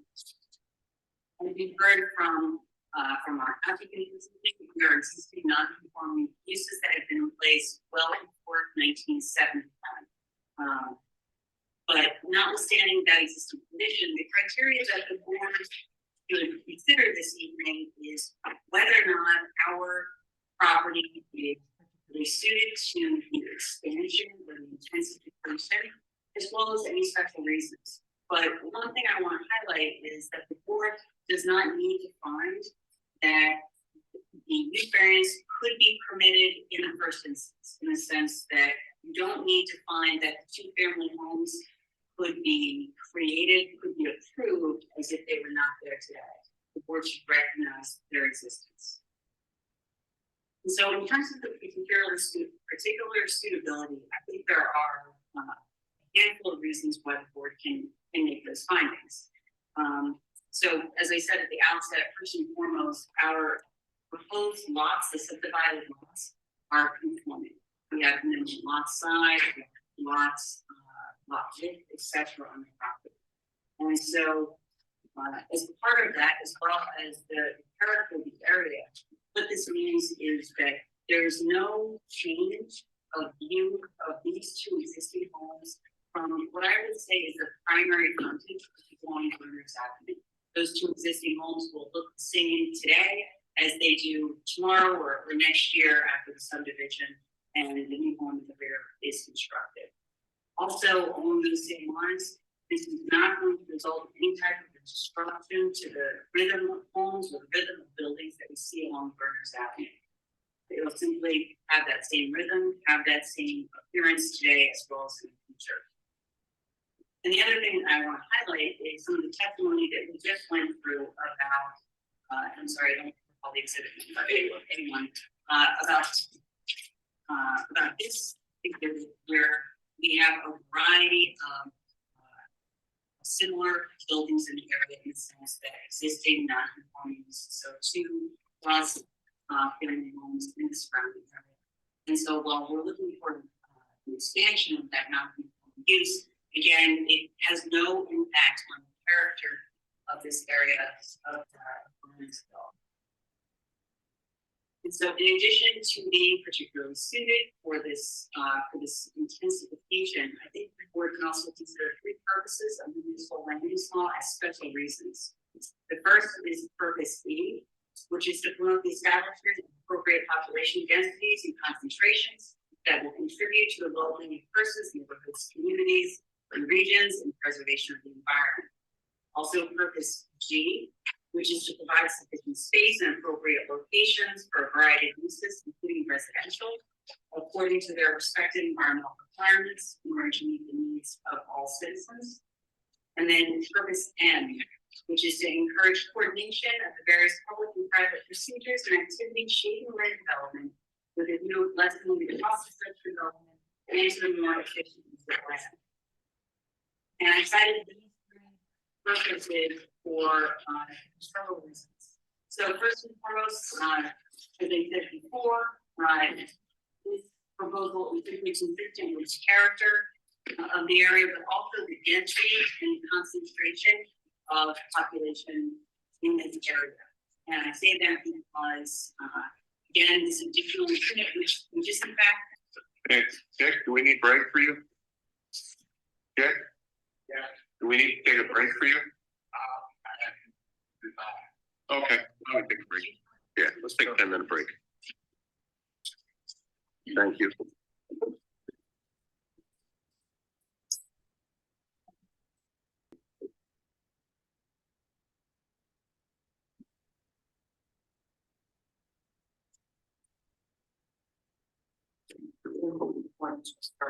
Yeah, sure.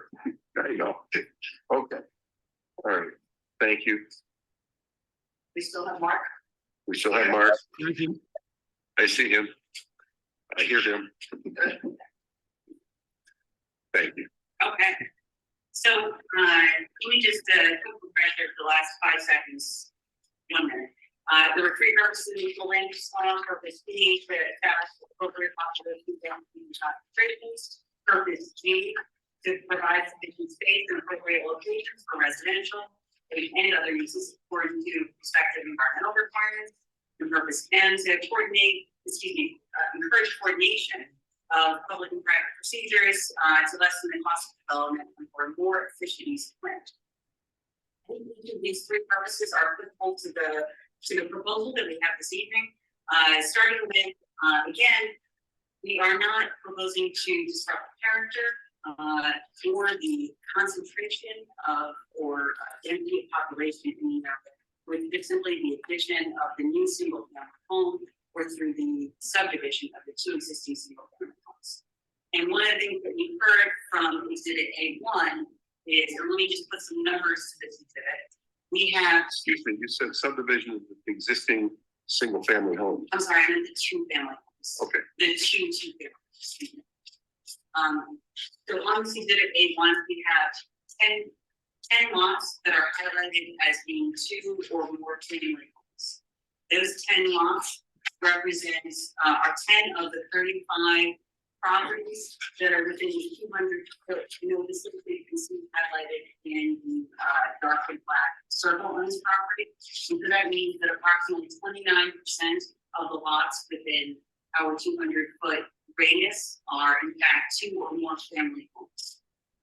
And I think that's important for considering that we are continuing this appropriate density, concentration, sufficient space, etc. But in addition to that very immediate residential character, I also want to highlight some of the ways that these purposes are advanced as we think about the larger area. So this property is approximately half a mile from walking distance here downtown. And so while it's only one additional home, I do think it's important to highlight the fact that we are having population, we're having another household within easy and convenient walking and biking distance of the downtown, frankly, not to mention the commercial uses that are adjacent to the property as well. But I think more importantly, the downtown of Bernardsville. And so we're going to be adding a little bit of additional economic support. Sometimes folks refer to that as walking wallets. I think it's sort of a fun way to think about additional folks with discretionary cash to help support your downtown. Along those lines, we're also adding another household, a little bit of additional population within walking and biking distance, convenient distance of the train station. And so we're better facilitating housing of one of the locations that really makes the most sense, not only in this municipality, in the county, but also in the state. And that is households that can walk and bike to train stations, as well as households that can walk and bike to downtowns. All of this resulting in, of course, a little bit of additional support for your downtown, and also the potential for reduced vehicle miles traveled or reduced driving, as folks can get to places on foot, on bike, and also using that train, the train stop here in town. Additionally, I want to highlight that there are no environmental constraints on the property. We have committed to complying with the items in your engineer's letter to provide the stormwater management permit or management review. That would be a condition of any approval that the board may grant. I also want to highlight that we are below the maximum impervious cover on these properties. We're subject to a 17% proposal, 17% maximum. We are proposing 9% for the new lots and approximately 13 and 15% respectively for the two lots, the two existing two-family homes. And so in each of these cases, we're well above your maximum impervious cover, suggesting that there's no substantial environmental impact, as well as being consistent with the environmental requirements for the site. And then, of course, all of these reasons, I think, also support the efficiency of land use, essentially being able to accommodate additional developments through the subdivision in a place that's consistent with the character, the density, concentration of populations, and the ability to do so in such close proximity to your downtown, as well as the train station, and again, to be able to do all of them while meeting stormwater management, as well as impervious cover requirements, as well as providing parking for the new home located along the Maple Avenue. And so for these reasons, I think the board can find that we're satisfying purposes E, Q, and M through the D2 variance application. Before before I get to the negative criteria, I want to take a moment to address the C variances that are necessary. As I said at the beginning, there are a variety of C variances that we think all these are C1 or hardship variance. And I say that because these are all existing conditions based on existing setbacks of the structures that are not created or exacerbated by the proposed subdivision. So, for example, there's no rear yard variance, there's no impervious cover variance that we're seeking. And then for the sake of the record, let me run through what these are. So I'm going to start with lot 6.02, that is the new lot. There are no variances. Lot 6.01, which is the corner lot. There is a front yard setback variance along Berners. We have 14.5 feet versus the 30 feet that are required. We also have front yard setback along Maple. We have 3.6 feet compared to the 15 feet that is required. We also have side yard setback variances. One side yard is required a minimum of 7 feet. We have 3.5 feet. The total side yards are required to be 14 feet. Again, we have 3.5 feet. We also require relief for accessory structures. One side yard is at 4.8 feet versus the 7 feet required. And then we have accessory structure distance to a principal building. We have 5.9 feet compared to 10 feet that is required. We have another 3 variances for lot 7, which is the other 2-family lot, the interior lot, if you will. We require relief from the front yard setback along Berners. We have 14.2 feet compared to the 30 feet that is required. And then again, we have side yard setback variances with one side yard being 2.6 feet compared to the 7 feet that is required, and the total being 7.4 feet compared to the 14 feet that is required. And so it's 9 C variances, but again, all of these are existing conditions. As I said, I think that each of these can be justified under the C1 variance criteria. It is those existing structures, it is the existing lot lines that are the unique physical features on the property that are creating the non-conformity. And I do want to note that there's no open space that you might be able to pull from, say, an adjacent lot that would rectify any one or even much less all of those variances. And so for those reasons, I do think that the board can find that there's hardship for these existing non-conforming conditions. And then the last category that I want to testify this evening is for the negative criteria covering both the D variance as well as the C variances. I thought I would combine those for C50 sake. And let's start with the zone plan. There's a 2020 land use element that I reviewed how to see relevant policies for this particular application. I do see in your 2017 re-examination report, there were goals that had been reaffirmed from your 2000 master plan. And there are 2 of those that I think are supportive of the application. The first is to preserve the residential and the character of the community. Second is to protect Bernardsville residents and their property from negative environmental, financial, and other impacts of development. I think both of these are consistent or supported by our application because the subdivision, which ultimately facilitates the infill lot of single-family home, is consistent with the resident buildings that we see along Berners Avenue. It is also consistent with the concentration and the pattern of development that we see within this larger area. And so we're preserving this existing character of the community despite the fact that we're adding one additional lot. I also wanted to highlight some of the policies set forth in your 2020 re-examination report.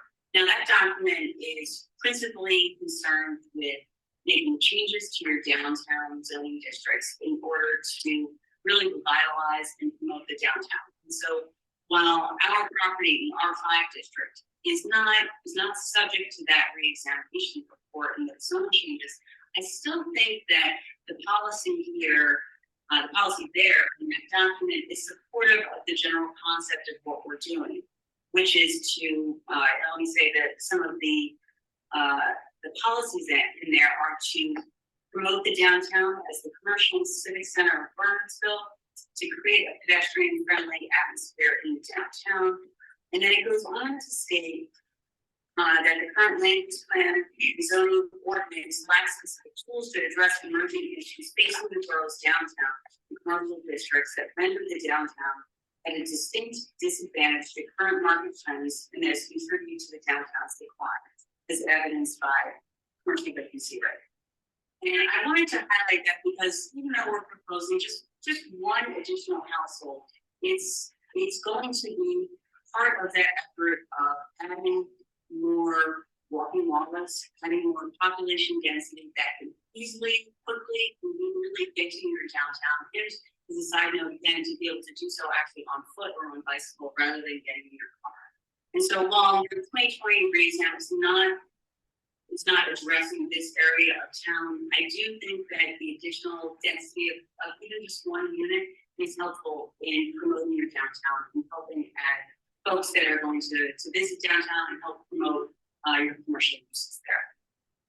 And so for the reasons I cited in 2017 re-exam, I think we support your purposes, ample of these purposes of your master plan. And I think we're also generally supportive of what your 2020 re-examination report was trying to achieve.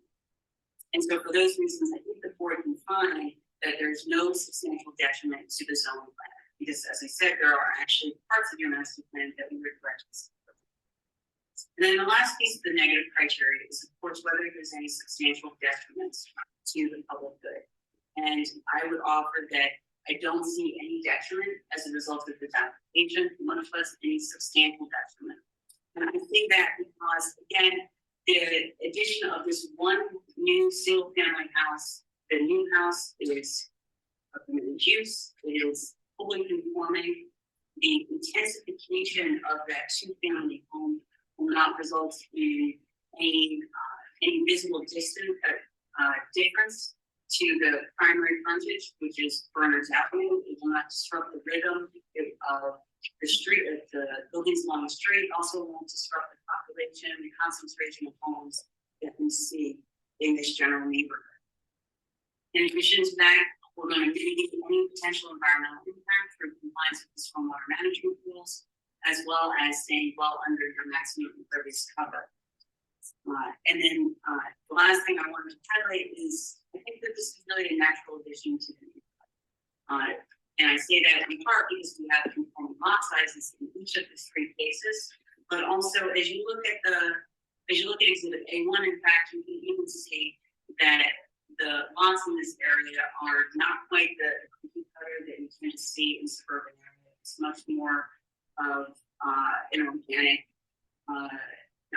neighborhood composition. And I think that our new lot, our subdivision, will really fit very well within this overall character that you see in this area of the Burns Avenue. And so with that, I think we'll find that there's no substantial detriment to public good. I'm happy to do some questions with the board. Go ahead. In your professional opinion as a planner, we rushed on section 68. Sorry, I didn't know about that too. I just wanted to get on the record for the based on what we heard, that what's been going on there since 1971 fits in and complies with the section 68 criteria in terms of consistent use, no abandonment. It's been there for 50 years, something like that. Yeah, absolutely. There's no testimony that you heard this evening. I can feel comfortable, and I would recommend that the board find that since we have non-conformance pursuant to that section 8, it includes the properties that exist as two-family homes well beyond 1971. Just for the record, if anyone contemplates this to appeal or fear, would you also believe that the non-conformity could be subsumed under its use? Yes, I believe I've seen that situation in several other applications that I've participated in, either as a or professional or as perhaps as an applicant, but most of is yes.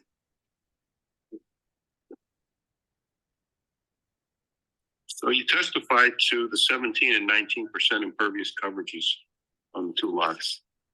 Did you do those calculations? No, I was doing the impervious cover calculations on the streets. So Mr. Parker didn't testify to them. No, but they, I appreciate that. You can find that information at the bottom of sheet 2 of 2. And that was, as the information I used my testimony. Those are, you're allowed 17% of the allowable impervious coverage to be required. Boroughs are regulated covered by percentage based on the size of the lot. Driveway. Setback. That 70% of the maximum, 70% of your maximum. You need to find. Mr. Parker gets the record just to let me know we are complying. Even with the new sizes, it's 7 and 6.0 ones. Yes, that's correct. Do you agree, Bob? Yeah, so what you have properties that have small home lot. 14 and a half feet from road, so. But are complying. Also allowed purpose comes 15%. It's the amount of coverage that's in the front yard. The amount of the allowable that's in the front. Okay. The amount of the allowable. It's not the amount of the coverage, it's the amount of the allowable. So they're under, I think. They're gonna be the active subdivision. 57 square feet is allowed. 601, so. Well, we're needing guys in front. Okay. But the reduction in size of the lot does not, it's not gonna push them over the amount of allowable impervious.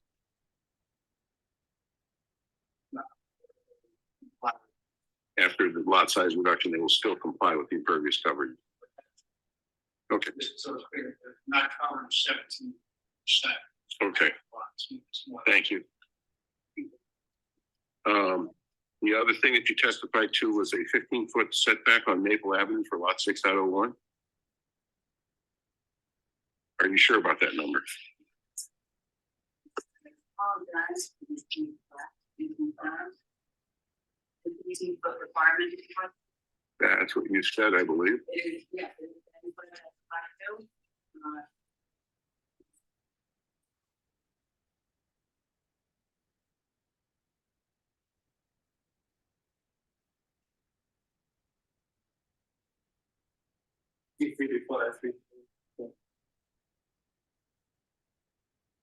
Why do you think it's 15 feet, not 35? Yeah, I believe because it's a corner line, I believe that the ordinance allows for that 15 feet. Also allows for new buildings making more than the average of such regular setbacks. Provided, Testing that. Correct. They're a corner lot. That's right, 15 feet would be on the Okay. 30 hours, 15 on the. Okay.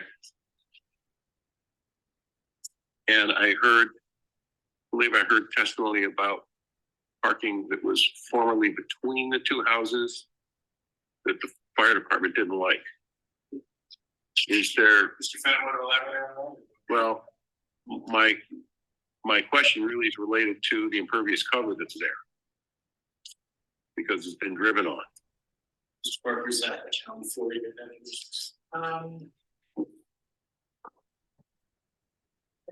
I would say no, it's not, because I don't believe we counted for the parking between the houses. Or along the common line between lots 6 and 7. That's not shown on the plans here, so I would say we did not do that as part of the package. Okay. I don't think that common driveway is wrong. We're going to have to set back 4.8. I agree, you can't have a driveway there, but it says parked on it, therefore it is impervious. Somehow they got a car in there. In the thing between that, it was used as a parking area when our survey crew was out there. So we can call it a parking area. I mean, if it looks like you wanted, we certainly would have done that, but I would say, I don't know how long it's been abandoned.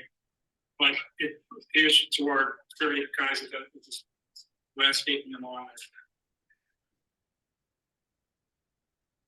Chairman, if the board is concerned with that issue, we have no problem with a condition that I've always said we always consent to comply with the law. So if we're going to stay within the impervious coverage requirements, if somehow that maintained as a gravel area would run afoul of that, we would raise a condition to remove it, replace it with something.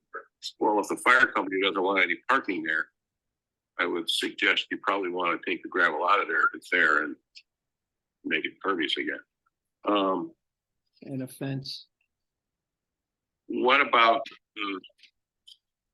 segregating the rear yards? Is there going to be anything back there in the back of the two existing lots to separate them from the new third lots? You haven't proposed anything. Certainly like a fence, something like that. Why would that be? Why would that be necessary? If I mean, honestly, that would be a requirement.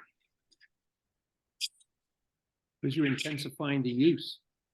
Yeah, you have young kids in the rentals now. I mean, they think they have a big backyard. You're talking before the new home is built, while it's just still an area. At some point, there's a third house that's going to be there. You plan on just having a large shared backyard. It's when you technically be shared, unless they Well, folks wanted it to be. I mean, We don't typically have fences as well. okay, just asking a question. Okay. Anybody else have any questions?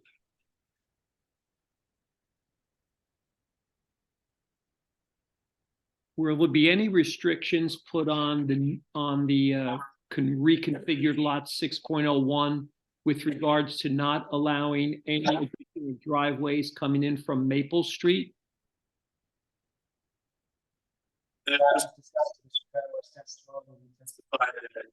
Oh, I know he's gonna move that gravel lot. I know he's gonna move that gravel lot and all that, but I'm saying, will the backyard, let's use just an example, will it be just grass? And in the future, let's say 2 years from now, when there might be a separate tenant in there, they just decide to start parking in there. So in other words, could there be some, because it's done now, it was done as a convenience or favor for the tenant, could there be something in there preventing down the road, who's going to be policing this, that no one could be actually parking in that backyard because you are right there on Maple Street? I'm not worried about lot 7 because you can't get to it, but lot 601 I am. The reason that would be problematic here would probably be a coverage issue, which will be enforceable by your zoning officer. I haven't heard any indication from any of your professionals or anyone else that having a driveway in and of itself is violent of anything.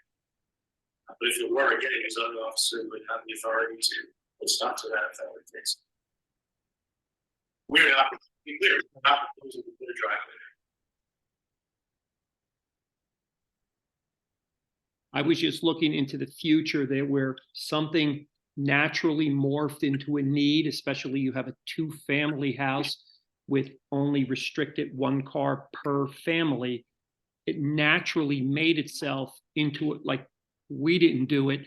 The need presented itself because of the convenience coming from Maple. That's my concern. Who's going to be policing that backyard that it stays lawn as opposed to making it another parking space? If the board wishes to impose a condition that such a space not be created, that can certainly be a condition of approval. Again, it would be enforceable by your zoning enforcement staff. Okay, thank you for that. No, it's the back, it's basically moving the gravel lot. Any other, Bob? Question, the two existing homes, the two canyon homes, how many bedrooms are? Three on each side, three on each side, and all from two of them. Here, three, rooms.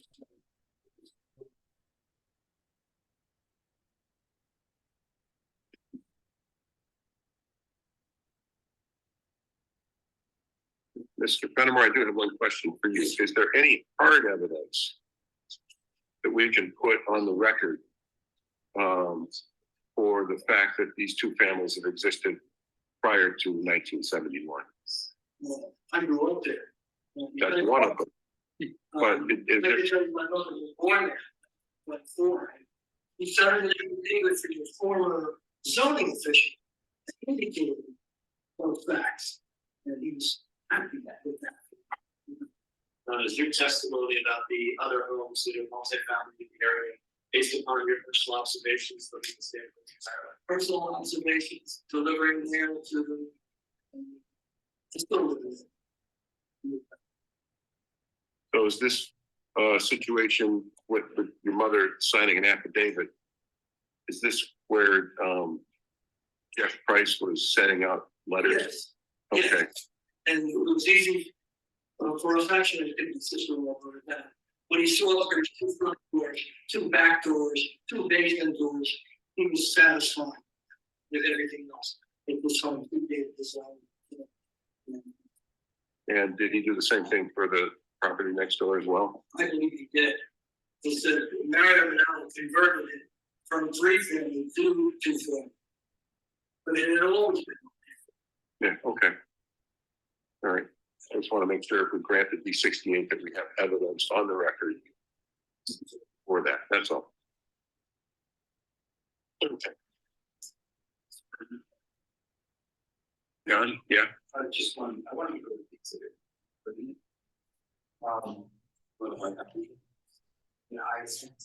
looked at the exhibit. We talked about the my observation, to clarify this, is that a lot of them damage on similar lots of families. We just create two small family lots in the neighborhood. That analysis to look at the relative density. We did not review the lot sizes of the individual homes in this area to confirm or to determine. I think what's important in size is very small families, because that's it's on. And quite frankly, going by the change zone, create zones, exactly the stairs, they're all not forming some extent. So I was, how does this relate to that? Because it seems to be the smallest box. So it's a couple things. One, first, part of my testimony is about the presence of the additional lots in the area. I think I'm not constructing the character of really the mix of 1, 2, and to lesser extent, 3 family, if there's potentially 3 to 4 family on there. I would say the 1, 2, and 3 families. And so we are not at a character from that perspective of having this mix of residential types. From the question that you asked about the area.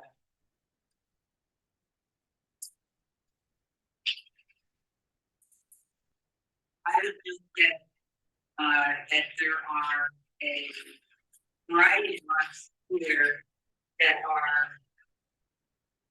noted as being let's see, 0.17 acres. And I just want to highlight those are directly to the rear, lot 5, directly to the west, lot 8. Also, at the corner of Brook and Burns, catty corner from us on lot 6, and to the east on the other side of the lot intersection on lot 10. And there's a property that is 0.18 acres to the north along Mine Avenue. And as I look at these properties, I would say that they appear, they're noted as being 0.17 acres. Furthermore, the lot lines on this map don't appear to be particularly dissimilar to our proposed, our proposed, as well as our existing lots. And so I appreciate your point about some of the differences in the lot areas in this neighborhood. I do think that the testimony stands in the sense that the rhythm of lots, in the sense that these two homes, while their lot areas will go down in size as the rear is subdivided, the lot width and their perceived size from what I view as the primary frontage on Berners Avenue will not change as a result of that.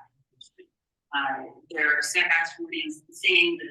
The scale of the building will not change in terms of proportion to the lot. Mr. Chairman, I want to found this sketch. That's right.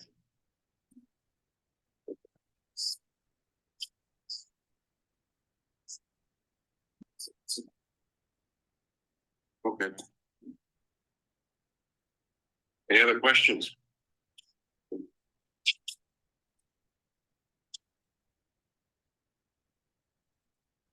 Okay, good. Who said this without identifying gender is, you don't even hear from me. Again, for all the reasons that is expressed, we would say bylaw. But for people who sense to me on the back stories, we comply all the way around, at least as an existing non-conforming use. I'm not going to get into the said, a lot of if they're conforming the values of both areas, even though there are multiples of them, again, they're not being exacerbated in any way, it's not being created by what we're specifying. Those reasons we would ask them to approve it. Thank you for your questions. So any issue with conditions on no parking off Maple for lot 6.01 as a condition of the variance? You should bring that up to the south or what?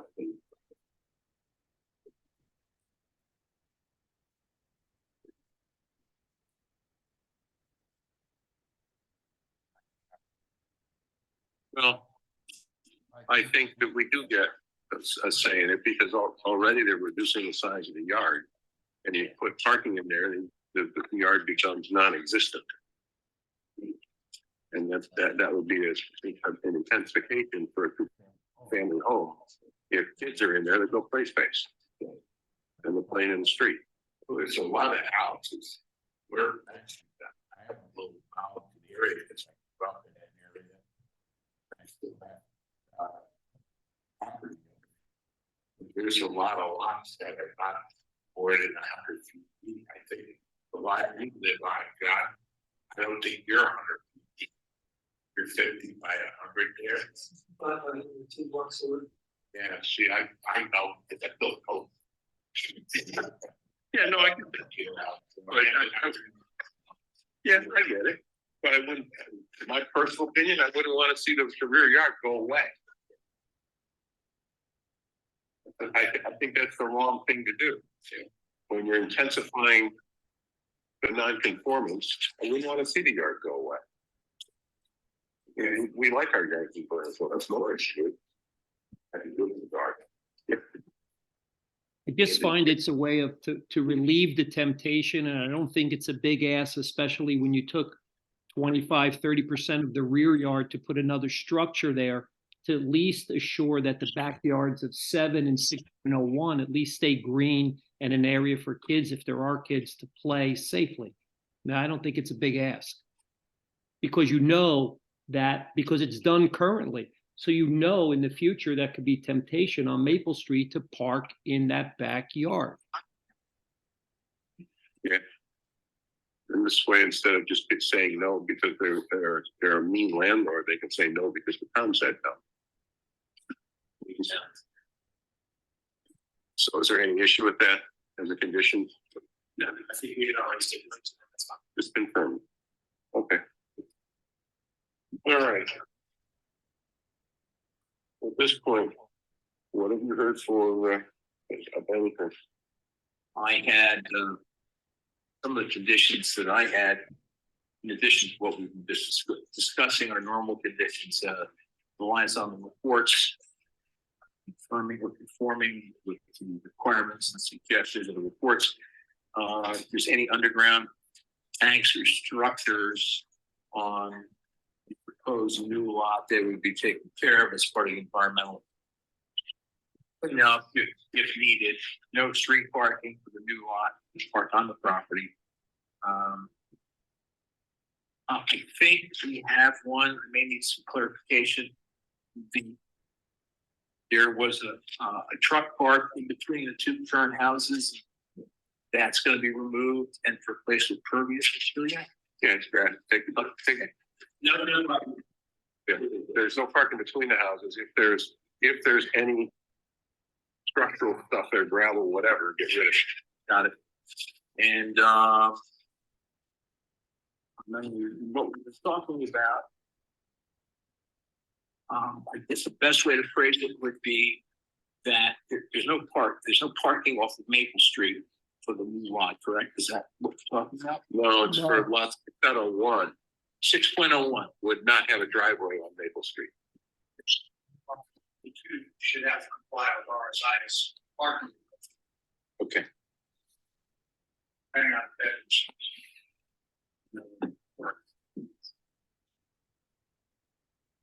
So we're already saying the new lot is 6.02.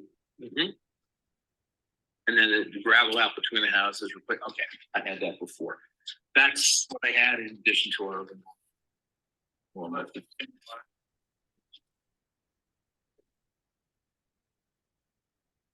When I draft the resolution, I'll forward it to you, Bob, and Don, just for comments. Just so we're okay, use the right language.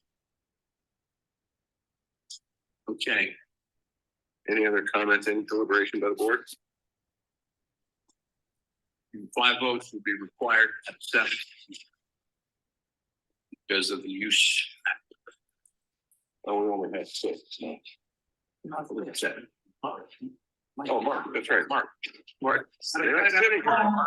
In here. I didn't see your face. We got a chart up on the screen. Whoever. Yeah, you can make a motion. Application. Is certainly let's say forward. That we approve it. And we grant the D68. And we grant the D68, pre-existing non-conforming. Is they gonna build a new house?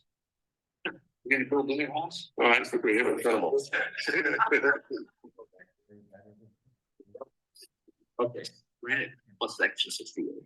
And I second. Okay. Mr. Delarusa, Yes.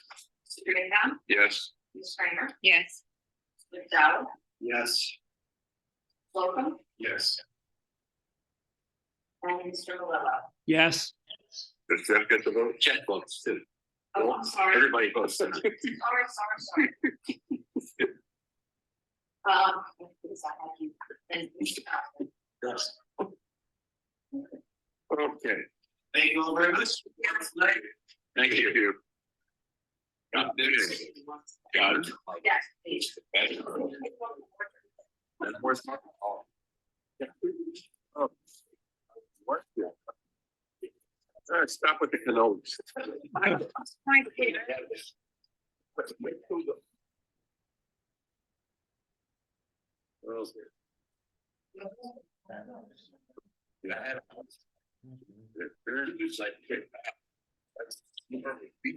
All right. You like one and all. Okay, you have bills to pay. Who wants his money?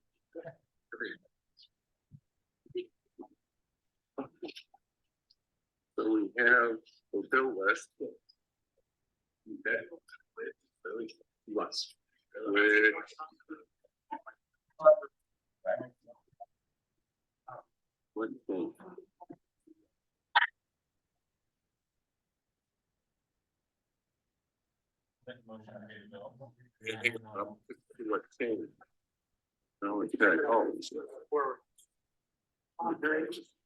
Okay, so I got two different bill lists here. You did? Yeah. Well, I mean, for last month, it was. Probably, but they're both dated 1/16. One, well, no, I've got one printed landscape and one printed portrait. I'll take that. And the one thing I noticed was the bill for Johnville Burgess for McGowan Skies went from 640 to 960.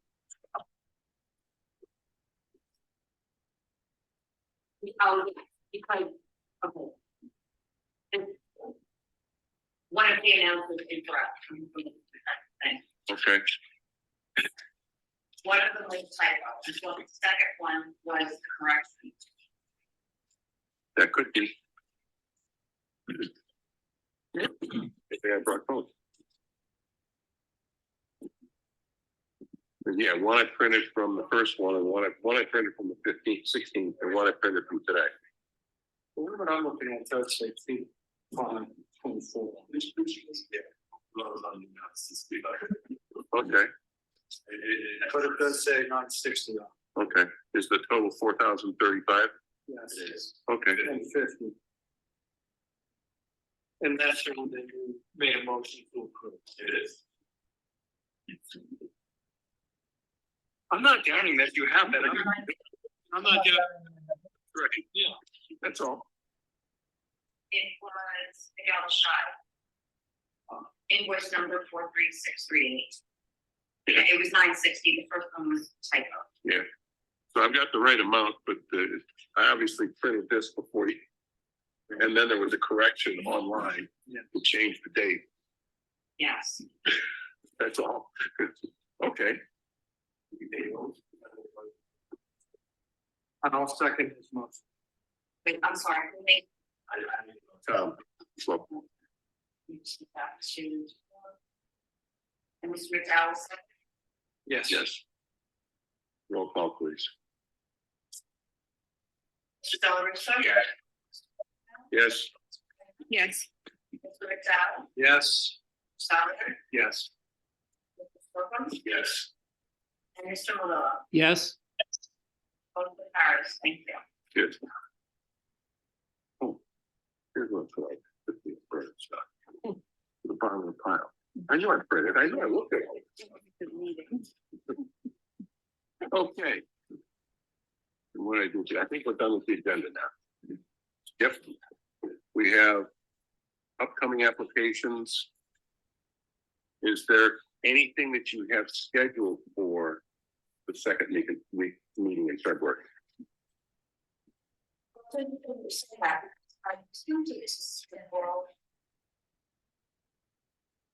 User application. But they said that they want to make some revisions. Okay. You're I was supposed they want to put some open fence.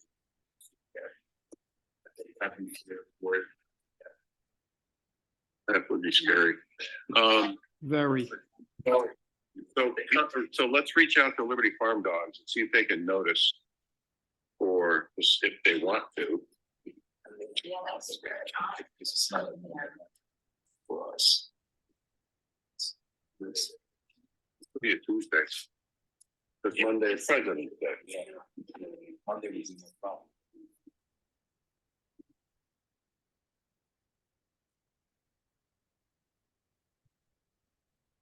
I'd like to try and move Liberty Farm Dogs along. Maximum of 6 dogs. You heard testimony for the first part, and we had a lot of neighbors. Supportive. Have been supportive. Yeah. I mean, the issues are basically technical. Mm-hmm. They needed to follow up with the Board of Health. Yep. And Nancy. they needed to do something with the fence on on one of the property lines because the fence that they were counting on using is actually the neighbor's fence. Yeah. So they need to do something with that. Yeah, both the rear and the side were not on their property. Oh, I thought it was just the side. And we want to see the floor plans of it too. Yeah. Floor plans. So those were the issues that they were dealing with. I gotta believe that they should be mostly, that it was the health department that was causing them delay in January. Mhm. Yeah. Yeah, so please reach out to them. Let them know they need to renotice because we've got a break-in notice. And, It's located the pedal. over in the same neighborhood. It's, Same January. 21 Liberty Road. Yes. In the corner of Liberty and Garibaldi. They've been there for 2 years. Yeah, no, they've been doing it for a while. No one's complained. And Neighbors love them. the competition. Yeah, they finally found out that, they needed to get a variance for business. Yeah. Anyway, so see if we can get them on for the 20th. And, no, you have to listen to the tape from the first hearing. I do have a house here. Well, Were you on the Did you get it? Then you're good. If you didn't get notice, you're up. If it's in your name, Yes, it is. okay, yeah, then you should have gotten a notice if you were in the 200-foot limit. How far are you from them? You don't use an LLC here. No, this is my mother's house. Yeah, How if- far are you? I put my garden there. If you didn't get a notice, you're clean. Really. Okay. question? Upland Pines application. Yes. So this application was filed in, I guess, the regional cloud and the board of adjustment. It never, Frank, my predecessor, had explained that to me, and he suggested I reach out to the attorney, which I did, he was back, and he said he hasn't heard anything from the applicant, he doesn't know. And keep the cottage where they were.